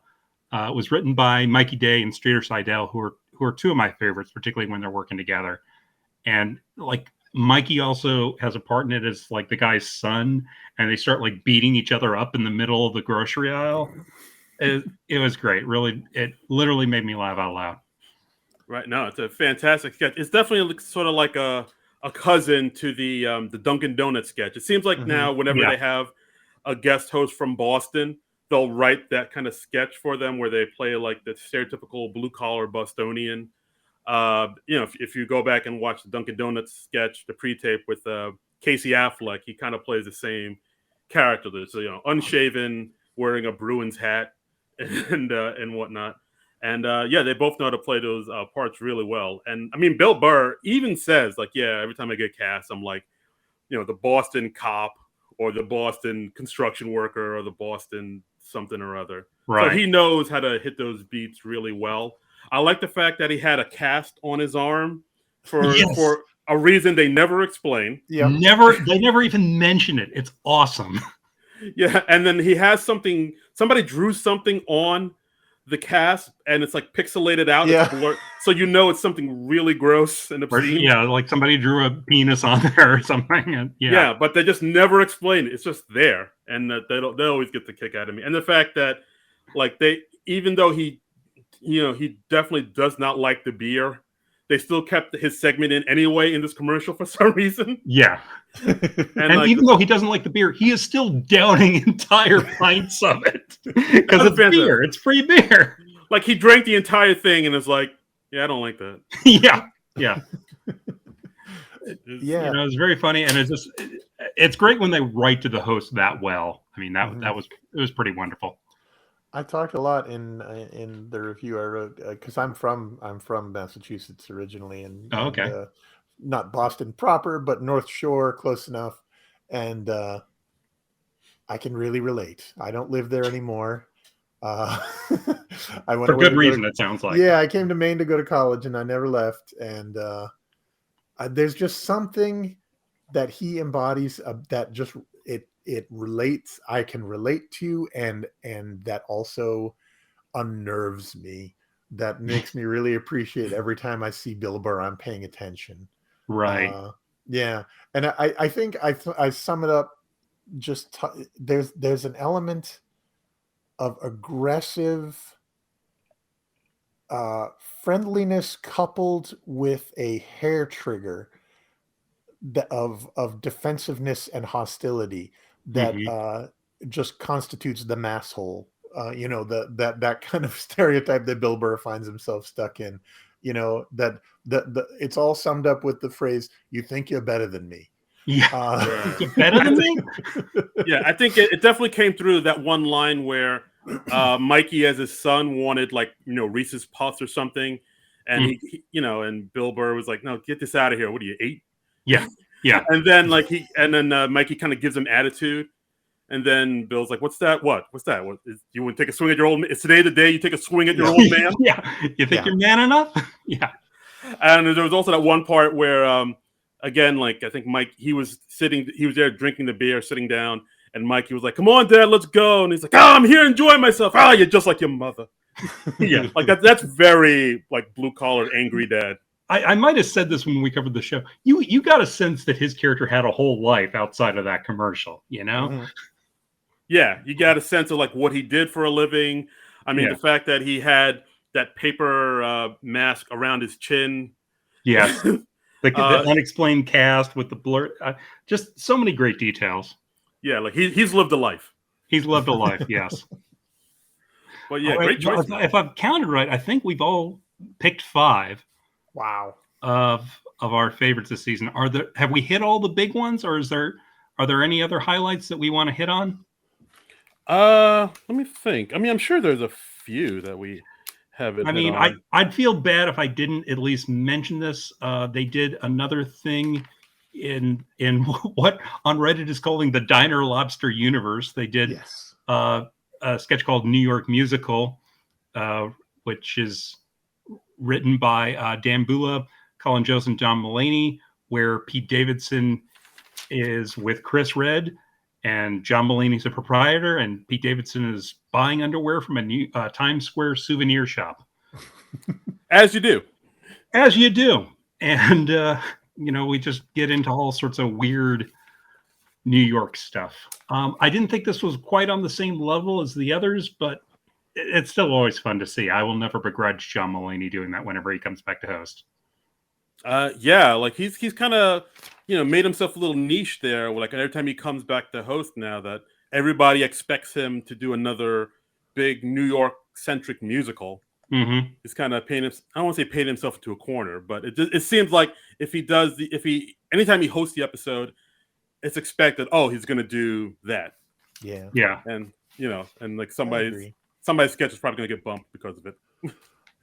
I like I agree with you guys completely. I loved Dino Lobster, and I thought the second one was pretty good, the LaGuardia one.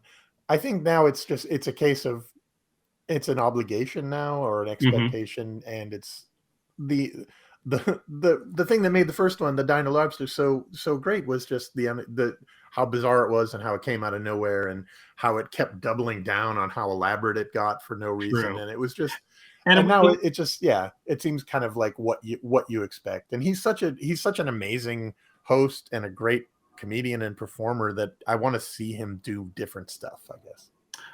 I get that. Yeah. I mean, I think it's fun when a host has something that hits so big that it's become an expected thing for them to come back to when they do. Because then most people, they only host like once a year. So you're not going to see the sketch too much. So you don't have too much of a chance to get sick of it. And part of the beauty of Dino Lobster was that it was a sketch that he wrote back in the day with Colin Jost when he was a writer on the show. And because he was coming back as the host, he had the power to resurrect that and get it on the show. And then it became like this big viral hit. And it's such a Cinderella story. You just love to see that. Yeah, absolutely. I think my favorite is probably the one with the random Jake Gyllenhaal cameo and David Byrne coming on and then marching out to singing Road to Nowhere. The airport one, the airport sushi, I think it was. Yeah. I mean, that was great just because I love talking heads and everything David Byrne does. I mean, honestly, I think my favorite musical guest of this year, still David Byrne, even though he wasn't on this season. That was last year. I know it was last season, but that's how good he was. Oh, man. Oh, did you see that HBO special he did based on his Broadway show? It's really good. No, I got to check that out. Check it out, people. I forget. Spike American Lee directed it, right? Yes, Spike Jones, I think. I thought Spike Lee did it. Spike Lee. Yeah, you're right. Yeah. The other Spike. One of the Spikes. One of the Spikes. Yeah. American Utopia, I believe it's called. That's it. But yeah, guys, check it out. It is something. I guess I'll end it on this. I'll end it on two pre-tapes that seem to hit with a lot of people just because like they were able to really identify with it. I'll combine these two. We could talk about the Zillow sketch on the Dan Levy episode, which a lot of people identify with, like, how, as you get older, you're not really into porn anymore, and looking for houses online becomes your new erotic asphyxiation. And that really seemed to hit home with a lot of people. And we could also talk about the Christmas morning sketch pre-tape from the Kristen Wiig episode, where the whole family comes down. The whole family comes down, talks about what they got for Christmas, and mom just gets a robe that was 40% off. That was really good. That was great. Yeah, like that one hit home for a lot of people. Like I've noticed, like a lot of moms talking about saying, "Yeah, this is too real," and also a lot of people were like, "Oh, I saw this sketch, and I did just get my mom a robe for Christmas. I should go back out and buy her something else." Yeah. And in the sketch, it's like she's talking about she's pretending to be happy. She's wearing the robe while she's making everybody else breakfast. Right. Yeah. She burned her hand, but she doesn't say anything because she keeps the pain inside of her. That was really good. Yeah, that one had faded in my memory because it was earlier in the season. But yeah, right. And we get an appearance from Chloe Fineman's actual dog, Peach, at the end of it, who also gets a robe. I love seeing cast members' actual dogs, and a thing I really miss this season is that just because of COVID, we didn't get to have a sketch where it was just basically about Cecily Strong playing with dogs. Yeah, sorry, man. I like after one of her dog sketches, I commented on her Instagram. I was just like, if they just remade the show into an hour and a half of Cecily Strong playing with dogs, I would still watch and enjoy that. And she was like, I would enjoy that too. So, so maybe, maybe not be, because I don't know. At the end of the final episode today, we'll talk about it. We'll talk about who's going to stay, who's going to go. Let's get into it now, man. All right, sure. Actually, Dennis, was there any other sketches that we missed that you want to briefly before we talk about, who's staying, who's going, and just the season as a whole? Just briefly, I was really a fan of the Maya Ing, the Shining parody that Maya Rudolph did at the end of her episode. Yes, okay. Visiting the backstage ghosts, and I thought that was the best thing I've ever seen Alex Moffat do, just because he freaked me out as kind of Floyd the bartender, and I don't know. It was one of those sketches that was just so inside, and felt kind of like valedictory, kind of like a reverential thing for a legendary performer. But it really worked for me, and I love the button on it where Maya is shown in the photograph, Shining style, as being one of the original not ready for primetime players, with her arm around Dan Aykroyd, and I just thought it was sweet and funny, and I really liked it. I remember I was a little more mixed on that, but I can't remember what I wasn't nuts about on it. I just remember like certain bits and pieces of it. Oh, see, Dennis, see now he doesn't like no. one of your sketches. Oh, and the clapback is happening. The clapping. See how it feels, Dennis? Yep, I do. It hurts. It hurts.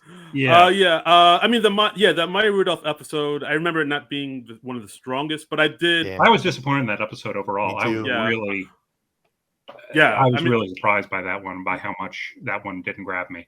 Yeah, no, and we could talk about that too. But yeah, I remember that 10-1, that Maya sketch being one of the things I did enjoy about it. I did like that one part of it where she's looking at the pictures of everybody that's hosted. She sees a picture of Kevin Spacey. She stares at it, waits a beat, says nothing, turns her head, and leaves.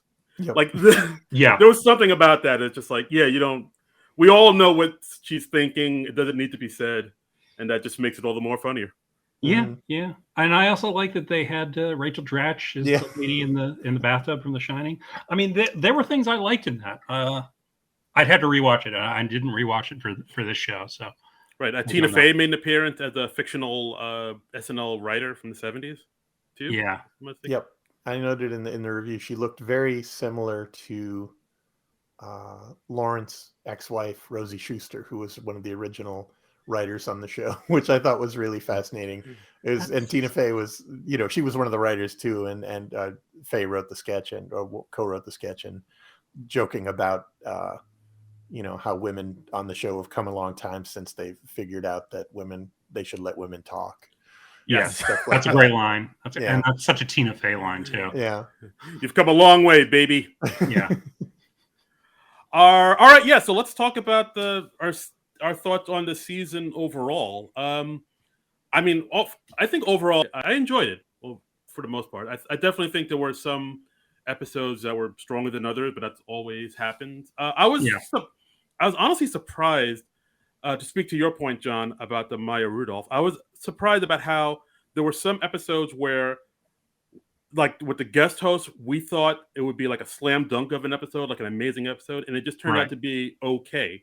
And there were other episodes where we didn't know the host really. We weren't familiar with their work, and they were like first-time hosts. But those episodes ended up being some of the best, like the John Mulaney episode, the Kristen Wiig, Maya Rudolph, even the Chris Rock episodes. Those ended up being not too stellar. But I mean, some of the strongest episodes were, the Daniel Kaluuya and Timothy Chalamet. Like I didn't see those coming at all. I thought did a really nice job. Yeah, I mean, well, the audience for that they would agree with you. There was a lot of hooting and hollering. Yeah, that got a little tiresome. It's like the Beatles. Yeah, it's like the Beatles came off the plane in that one. I thought Carey Mulligan did a really strong job on her show. I thought that was a strong show, and maybe I'm rating it higher because it's a little fresher in my mind because it was episode 17, but I thought that was a good one. Keegan-Michael Key, I thought was going to be a home run, and I think he pretty much was. He's probably the host I would most want to see come back. Yeah, as far as people coming back, I would like to see Keegan, Chalamet, and Dan Levy. I think the Dan Levy episode was good, but maybe for some sketches the writing wasn't quite there. But I think he's good, and of course I love the fact that we got an appearance from his dad Eugene in the cold open as well. How can you not like Eugene Levy popping up? That's right. It's Canadia's sweetheart. Canada? Yeah. I was going to try to say Canadian sweetheart, but now I was going to say Canada's sweetheart, and my brain just failed me, and I said Canadian sweetheart. And so you said Canada. That's not a country. That's not a thing. No, it's not, and we all think you're dumb now. Well, that's it's fair. Yeah, That's a I'm fair tough but fair. And Dennis, also, I guess. Yeah. Oh, Sorry. Darren, do Sorry. you have more opinions? Come on. No. I'm sorry. I'll let our guest talk. Yeah, that's right. Because you lost all credibility with the Canada thing. Sorry. I'll show myself out.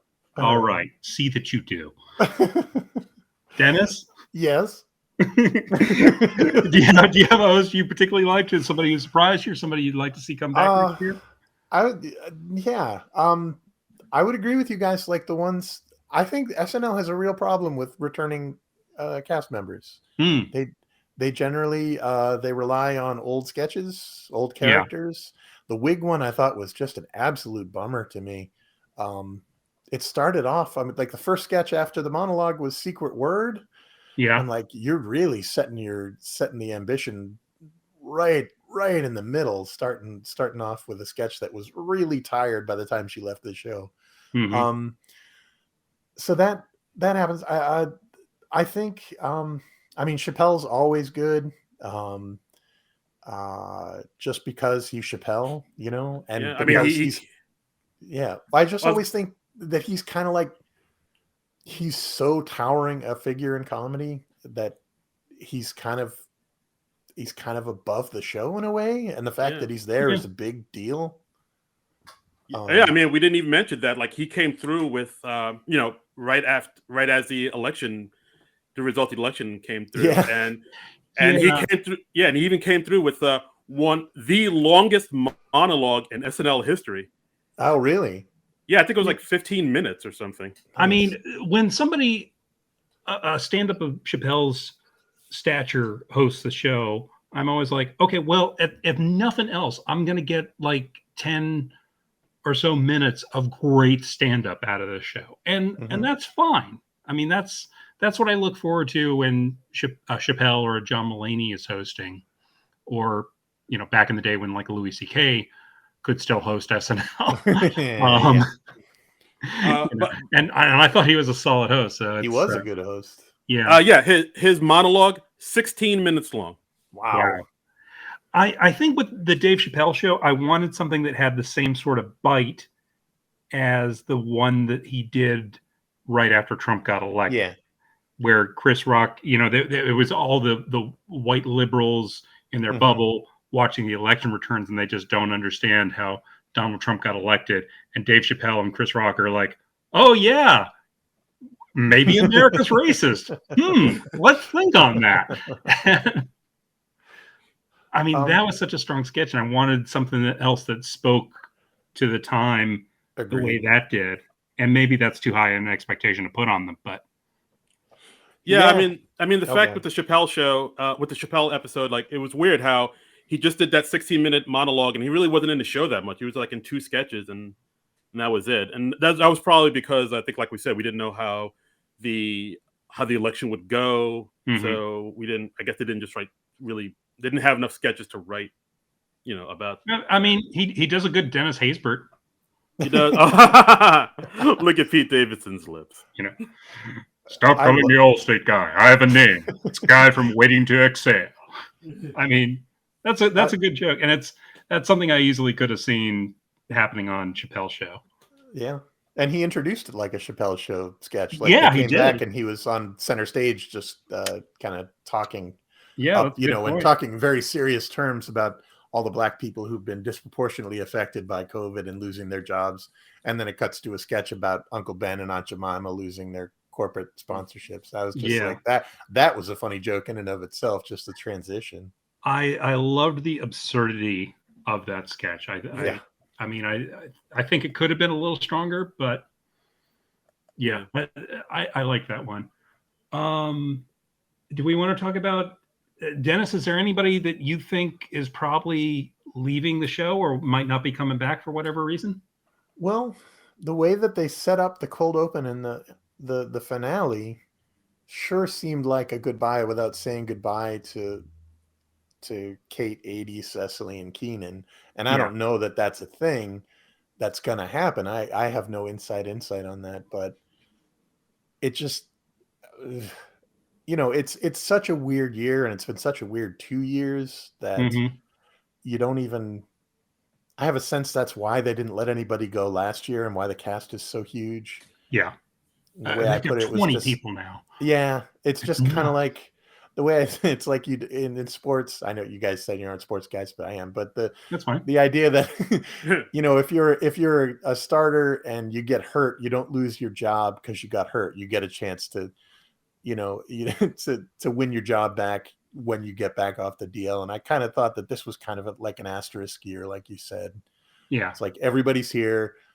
And like this season, I think was definitely, we were talking about, the idea that as the season went on, you saw the second and third tier cast members being pushed more into the forefront, and the big players being kind of maybe eased back a little. And I think that's the show recognizing that what Darren said, that we're heading for a rebuilding year, that some of those people I think are going to leave. And if I had to guess, I think it's Kate and Adie and Cecily. If I had to put my money on any one person leaving, it would be Cecily, because if for no other reason than her Janine Pirro on Weekend Update, that felt like such a goodbye. Yep. And we also had her revisiting the Gemma character in the Keegan-Michael Key episode. So it felt like she was running through her go-tos, just for like one last victory lap. Yeah, I mean, I agree with John. Like that Janine Pirro Weekend Update segment, that really seemed like her way of saying I'm leaving without her actually saying I'm leaving. Like I'd be like, but she's leaving it all on the field, Yeah. Exactly. Yeah. Like I mean, if like after doing that, if she came back the next season, I'd be very surprised. Yeah. And also she's got her Apple TV series, Schmigadoon. I don't know when that's premiering, but she was absent from the first 6 episodes of the season. Yeah, so was Adie, really. Yeah, Adie was. She took some time off to film the last season of Shrill, but I don't think she's leaving. I don't get the sense that she's leaving. Okay, it's possible. Yeah, I don't feel like Kate McKinnon was really saying goodbye. Yeah, I don't know. I just have a feeling. I don't know. Yeah, they've been there a long time. Yeah, no, absolutely, and I would miss her horribly if she left, but I would not be surprised if she left. Yeah, I mean, we got to remember, like Kate and Adie have been there since 2012. We're coming up on we're coming up on a decade of them being on the show, and I would feel like if they were leaving, there would be this big grand finale sketch for them, like a She's a Rainbow type of person wig goodbye. Like if they just left and this episode, the last episode, was their last episode, it would seem very anticlimactic. So that's the only reason I'm thinking they're not going to leave. Right.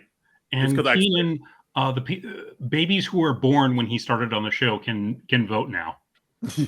Yeah. Literally. That's how long he's been on the show. It's ridiculous. 2003. At this point, I think Keenan is going to be on until the heat death of the universe. Right. Dennis, you're a comic fan. I'm assuming you've read Sandman, right? Oh, sure. Yeah. Like there was that line that Death had where it's like, I'm going to be here until the end of the universe, and then I clean up and then lock the door behind me when I leave. I feel like that's Keenan now on SNL. And unlike some other cast members who maybe stayed past their expiration date on the show, I have no problem with it. I think that in some ways this is where Keenan was born to end up, because he's so good at it and he's so comfortable in it, and everybody's just always happy to see him. Yeah, I think that's a great point, because I feel like a lot of people, has kind of felt maybe they're getting a little tired of Kate and Adie. Like whenever we see a sketch where it's the two of them just kind of playing off each other, just kind of amusing themselves, people are like, "Oh God, it's another Kate and Adie sketch." Or even this season with the Kate's Dr. We Notice character, people are like, all right, there's just Kate being Kate, amusing herself. And so I think if Kate left, people would be all right with it. But yeah, Keenan hasn't reached that level yet. Keenan, a lot of people just really enjoy seeing him. They enjoy his energy. They enjoy how he just can inject his energy into a sketch and make it better and elevate it. The audience seems to love him. He doesn't want to seem to leave. The people at SNL don't really seem to be pushing him out. it's a really like rare occurrence that people are just like, yeah, just stay on for another 10 years. We're fine with it. We love you. And like, there are very few. I mean, even some of my favorite performers at the end, I was like, okay, it's enough, because they became just such time and uh they just became vacuums for airtime, and I for was attention. honestly, and not that I don't like her, or that she isn't talented. I was so sick of Kristen Wiig by the time she left, Absolutely, because that's she was exactly who I dominating was the show thinking so of. much. yeah, yeah, no, And absolutely. and I feel that way with Keenan sometimes. I don't feel like he dominates the show as much as he used to, but sometimes I'm just like, ugh, Keenan. And other times I'm like, oh, he's really strong in this. I see why he's been around for so long. So I go back and Yeah. forth on Keenan. Yeah. And another character or another performer who seems to have said something on the last episode that may allude to the fact that he's leaving, Pete Davidson. Like, Yeah. after his weekend update segment, yeah, he kind of said that those words where he was saying, yeah, it's been an honor growing up in front of you, which that definitely sounds like he's on his way out. And also people are noting his appearance on the Hollywood Reporter Roundtable, where it was like him, Chris Redd, and Ted Danson. There were just like a bunch of people in comedy, and I think they mentioned Keenan's name, and then Pete Davidson said something offhandedly, saying, "Yeah, I don't know how Keenan does it. He's like Karl Malone. He's just there forever. I'm ready to hang up my jersey." And like a lot of people heard that line and were like, "Oh, is Pete leaving?" And I don't know. It wouldn't surprise me if that episode was his last episode too. I could see it either way, honestly. Yeah. I mean, I he's been just there hope for that if whoever leaves, I hope they don't bring in even more new people for a little while. Let the people that we have there develop a little more. Like, I don't feel like Lauren Holt or Punky Johnson got good breakout moments this season, and I'd like to see both of them really hit one out of the park. Yeah, no, I agree. I mean, Punky had a few things here and there, like when she played Queen Latifah in the Rap Roundtable sketch, and she was in a few other sketches here and there. She had that one segment where she played like that stripper Pineapple on the Weekend Update, which was all right, but yeah, it didn't really like kind of make it didn't burst her on the scene like maybe Andrew Dismuke's Weekend Update. Yeah, like Andrew Dismukes, I feel like I have more of a sense of what he's like as a performer, and I don't feel like I've seen enough of Lauren and Punky to really have a good sense of them still. And that's very typical for the first year that somebody's on the show. But I think my here's where I have to say, well, that's sigh. I don't want, because this has been tons of fun, guys, and I love it, and I love that you guys are the best fans, are the ones who are able to have perspective, and I think you guys do on the show. It's like you love it for its faults and not in spite of them, and that's the same with me. And I don't want to be a downer. And what I'm going to say is going to maybe challenge that. Well, I think that it's absolutely true that the show it's way overstuffed, too many people, and they haven't given enough time to, the new kids or that second tier kind of, like Heidi and Red and people like that who are in the wings to really show what they can do. Because last year was much, much worse in the last couple of years, but as far as, ringers coming in and taking roles and things like that, but also just the cast is too big. There isn't enough room. So I get that's I think absolutely true that the show needs to give them more room. That said, I don't know that I have the faith that I need in that cast outside the 4 or 5 kind of heavy hitters to really carry the show at this point. Yeah. I don't nobody, there's been a vacuum because, Cecily and 80 were gone. There were episodes where Kate or Keenan were light, and you're like, these are the times where even in an overstuffed cast, a featured player or a second tier cast member could take the show on their back and stand out and say, okay, I'm seizing my moment. And I don't know that this cast is, I don't want to say capable of doing that, but they certainly don't seem motivated to do that. Or maybe it's just a question of some people have that and some don't, and I don't know.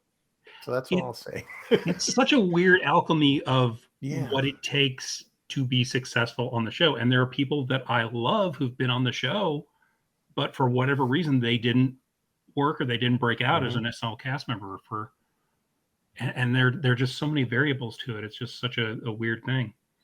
Yeah, no, I agree. I mean, we've talked about on this podcast numerous times how Melissa doesn't get her chance to shine. Like, I mean, people have been saying it since she's, gotten on the show, where she'll have a breakout moment here and then it'll just never get followed up on, and it never gets brought up more. And it is weird to me still that they still haven't been able to figure out how to use Melissa's talents, but Chloe, who's been on the show not as long as her, it seems like she's getting more screen time than Melissa. And it's I'm not poo-pooing Chloe at all. Chloe's great. No. Chloe's great. I think Heidi Gardner's great. I think Ego had a really good year, especially with the Dionne Warwick show factored in. That was a strong sketch. I didn't mention that in my favorites, but oh right, yeah, that was fantastic. That was great, and half the reason it was great, at least, was because of her performance. I feel like Chris Redd is underrated. I think he's a strong performer. I mean, I like most everybody in the cast to some degree. There's hardly anybody that I look at and I'm just like, oh, this person again. Chris Redd, he's another dude who's just like I would implore everybody to go back and watch his pre-tape. It's in it's in the game. Yeah, on the Harry Styles episode, because he's doing some next level. He was there too. He was there too. Like he carries that sketch. Don't sleep on Chris Redd, people. Absolutely.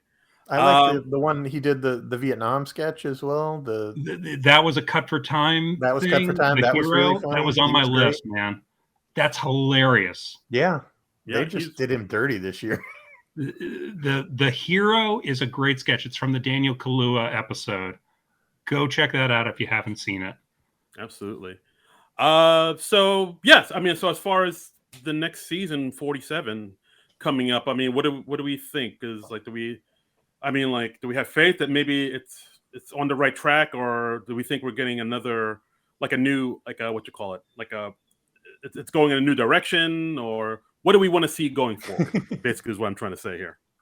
It's Dennis. Do you want to tackle it first, or should I? Do we need new writers? Do we need new cast members? Less cast members? It's always nice to have some fresh blood. I wouldn't mind some fresh blood in the writers' room. I think they have some strong writers. Streeter Seidel is somebody whose stuff I consistently like on the show. I particularly discovered when I was working on this list, I like a lot of Colin Jost's writing. I think maybe I have more of a problem with him as a performer than as a writer. I feel like he's a stronger writer than performer, maybe. Gary Richardson. You're right, Dennis. He's written some strong stuff. What other names am I seeing popping up on the sketches I liked a lot? Dan Bula, Anna Dreesen. Sudie Green, who left. This was her last season. I didn't know that. Yeah. I didn't know that until I think Bowen talked about it on his Instagram, saying, "Oh, this is the last." Oh. And actually, if you go back to the college panel sketch, they actually mentioned Sudie Green's name in it. They gave her a little shout out, which I didn't notice until recently. Yeah, Anna Dreesen is one of the co-head writers alongside Michael Che, Colin Jost, and Kent Sublette, making her the first female head writer since Sarah Schneider. And actually, I do have a list of the writing staff for the season. I might as well just read everybody's names real fast, just so we can give everybody a shout out. Give them their flowers. This is in alphabetical order. Dan Bula, Megan Callahan Shaw, she's a Weekend Update writer. Stephen Castillo, Michael Che, co-head writer. Emma Clark, Anna Dreesen, co-head writer. Allison Gates, Fran Gillespie, writing supervisor. Sudie Green, writing supervisor. Steve Higgins, Sam J., Colin Jost, co-head writer. Eric Kenward, Dan Licata, Dennis McNicholas, who's a Weekend Update writer. Lauren Michaels, I think that kid's going places. Josh Patton, Weekend Update. Jasmine Pierce, Gary Richardson, Pete Schultz, Weekend Update head writer. Streeter Seidel, writing supervisor. Mark Steinbeck, Weekend Update. Will Steven, Kent Sublet, co-head writer. Brian Tucker, senior writer. He definitely deserves a shout out. He co-wrote the great Janine Pirro piece with Cecily Strong, and Celeste Yim. So that is the writing staff for season 46. Woo! Good boy. Woo. Hot dog. All right, cool. That's a great shout out. You know, there's one thing I want to hit on. I know we've probably gone really long on this episode, so I'm just going to hit on this real quickly. Something that I usually talk about on our season wrap-up show, which is very important, which is the Wikipedia profile pictures of the cast members. Let's talk about it. Let's talk about it. Okay. First off, Andrew Dismukes has a Wikipedia profile picture now. We did it, America. He looks like he's about 15 in the shot. It's like a selfie. So it's recent. It's like a mirror selfie, but yeah. So congrats on that. Lauren Holt has a very nice Wikipedia picture. Punky Johnson, no picture. Bowen Yang has a painting of himself. I don't know what that's about. You can do that? I don't know. I don't think that most of these people are picking their own pictures. I see. They just go with like artist renderings, like courtroom sketches. Yeah, most of the other people have Chris Red, no Wikipedia picture.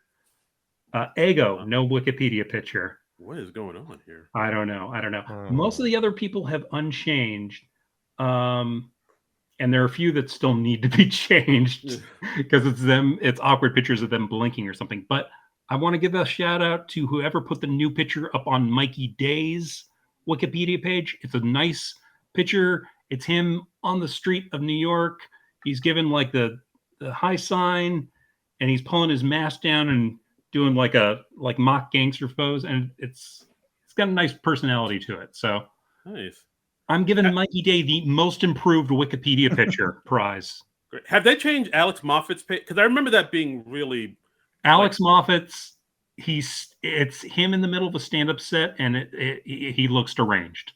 Yeah, I remember that. Like I was like, Alex, baby, talk to your people. Get that fixed. Alex needs a new picture. Pete Davidson needs a new picture. It's a very unflattering picture.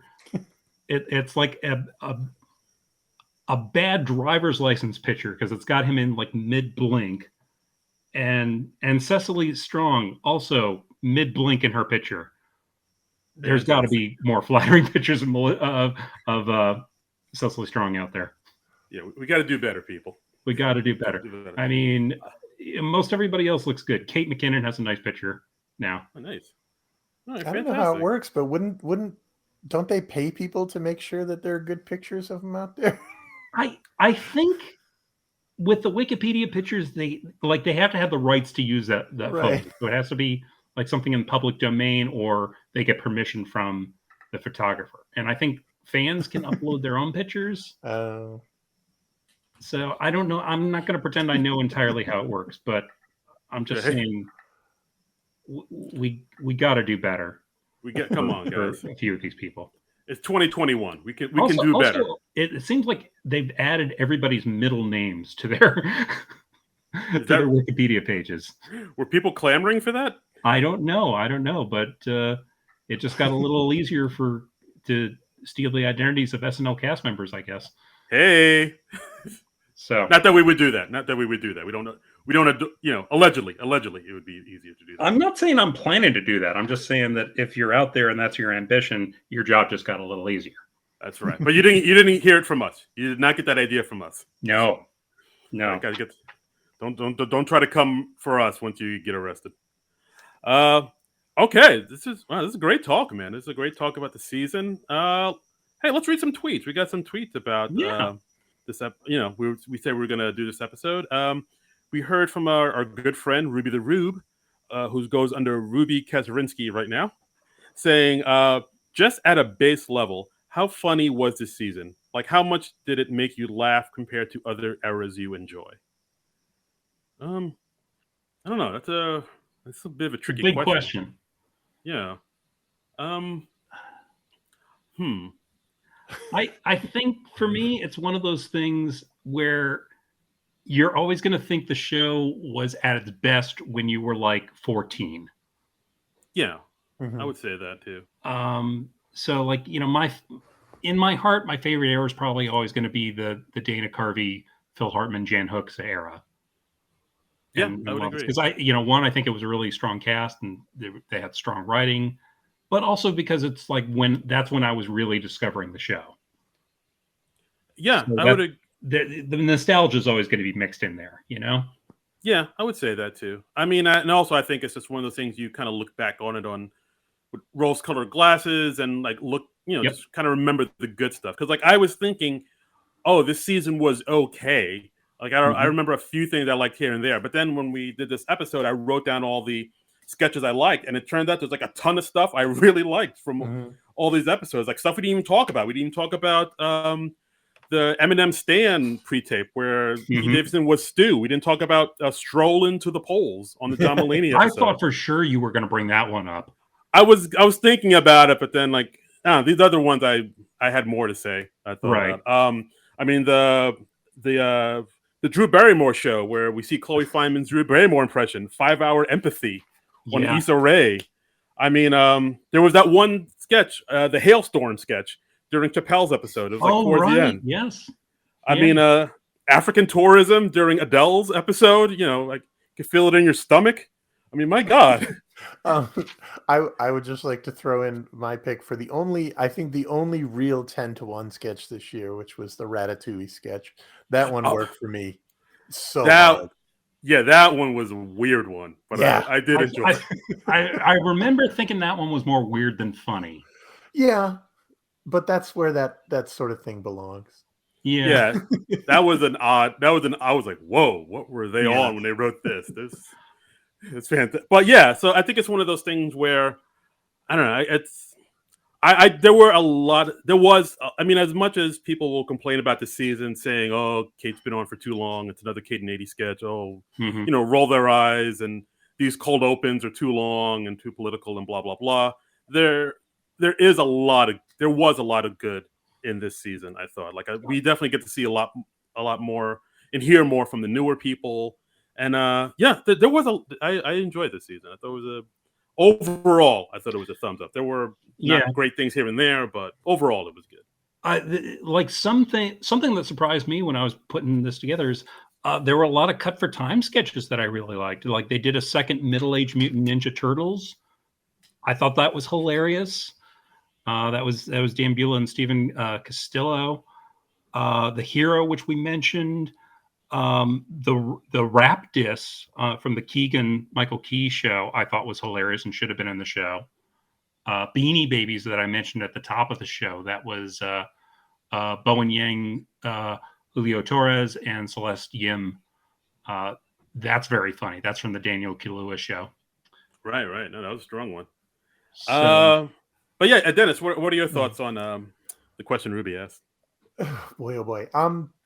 Like what you guys said, I mean, you tend to SNL tends to fix at a point for different people at different ages, and I will not to try to make myself sound different. I think it actually happened a lot later for me. I looking back, I think the strongest era of the show as far as talent and just overall just like bursting with different creative energy was when you had uh Sudeikis and mhm. Sandberg and Hader and Forte and Poehler and Maya and Tina Fey and all these people who've gone on to just own comedy since leaving the show were Yeah, all there and all pitching just out weird stuff, just like that was in their own voice, and that was just, I don't know, that it's hard to compete with that for me. The that's a strong season, era too. Yeah, yeah, that's absolutely one of my favorite eras in the show. this season, ups and downs, strikes and gutters, as the dude said. I think, I'd give it a thumbs up in the sense that it's SNL. It's going to be that, and it isn't the strongest show in the season in the show's history, but I certainly, I think it was better than some that even, in the last time I've reviewed the show. I think it was more hit than miss. Okay. Fair enough. And I guess we'll just end it on this tweet from T. Jones saying, which sketches in season 46 Hugh closest? I guess he meant to say are the closest. Closest to the ones from SNL's early years. Once Kate, 80, Keenan, and Cecily leave, who do you expect to rise to the top? And did any writers impress you this year, particularly if you didn't know this thread exists? It does. And then he included the Reddit link to all the writers. Yeah, and thank you for tweeting that at us. That was very helpful in putting this show together. And because we do like to give credit to the writers wherever we can. I don't know why they don't put the writing credits up on YouTube. Give credit where credit's due, SNL. Yeah. Mm-hmm. I think we answered most of these questions. As far as when one, certainly, yeah. I mean, as far as when Kate, 80, Keenan, and Cecily leave. I think Ego's going straight to the top. I think Heidi's going to the top. Bowen definitely is going straight to the top. I think Chloe might be on her way, but I don't think she's there quite yet. Those are my three. I think Ego, Heidi, and Bowen are definitely going to be the next crop of kids to sort of take over once the old guard leaves. Yeah, I agree with all that.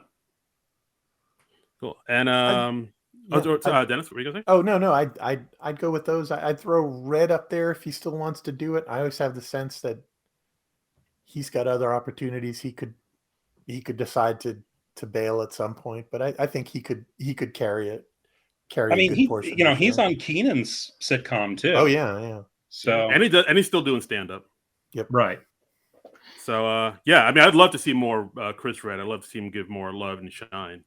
But I mean, those three I would definitely say are the next in line to assume the mantle. Heidi, Ego, Bowen. And as far as sketches that are closer to the ones from the early years, I would say the amusement park sketch from the Nick Jonas episode, because that was one of those sketches. Again, it was all dialogue. The humor was very kind of quiet and subtle, and it definitely reminded me of maybe like 80s, 90s era of SNL.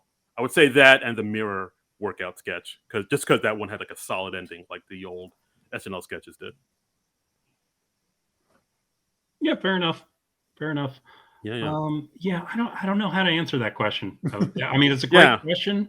It's just a tough question to answer. Yeah, we got weird questions here. What are the closest to the SNL early years? It's just such a different show these days because they've figured out how to do it so much better from a technical standpoint. I mean, they do things that the original show would never have been able to even attempt. And I don't know if like the writing has the same sense of danger and all that, but 46 seasons in, I don't know if it can. I don't think that's a realistic expectation. So, no, absolutely. Mm-hmm. I don't know. It's just such a different thing these days. It's tough to compare them, really. Yeah, no, fair enough.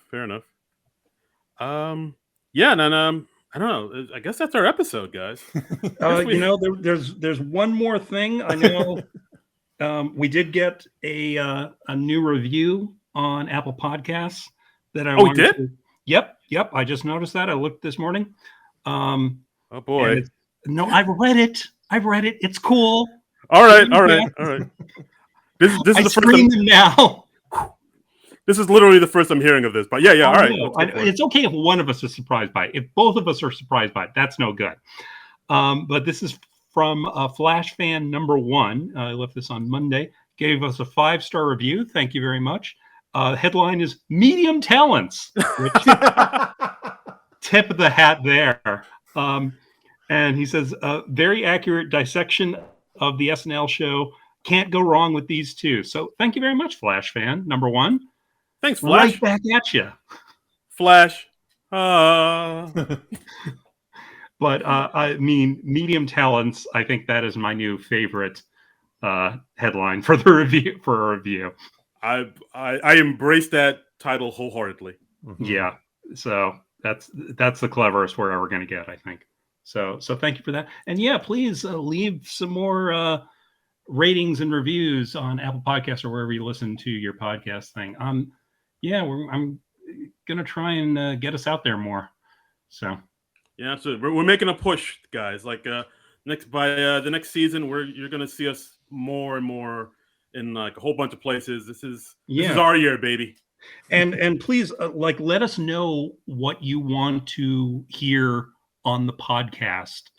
If there's a project you want us to cover, if there's somebody you want us to try and interview, let us know. The best way to do that is through our Twitter account. It's at SNL Nerds Show. And Darren and I are both on Twitter as well. I'm at Trumbull Comic. That's TRUMBULL and the word comic. And I'm on Twitter and Instagram at Darren Credible. That's DARI Incredible. And Mr. Dennis Perkins, is there anything you want to say? Anything you want to plug? Anything you want to promote? Any final thoughts and words you want to say to the good people? Oh, this has been a ton of fun, you guys. This has been great, and thank you so much for having me. I love talking SNL, and it seems like we've been talking for a long time, and it seems like we could probably go for a long time more. But if you want to find me, I'm at Dennis Perkins 5. That's the number 5 on Twitter, and you can always find my stuff at the AV Club. And it's a Dennis with 2 N's. 2 N's, yes. 2 N's at Dennis Perkins 5. And we love seeing your features on the AV Club. So yeah, give Dennis a follow. Yeah, do that. Yeah. And Dennis, you're welcome back anytime, man. Oh, hey, I await your call anytime you want me. Oh, and one more thing I should mention.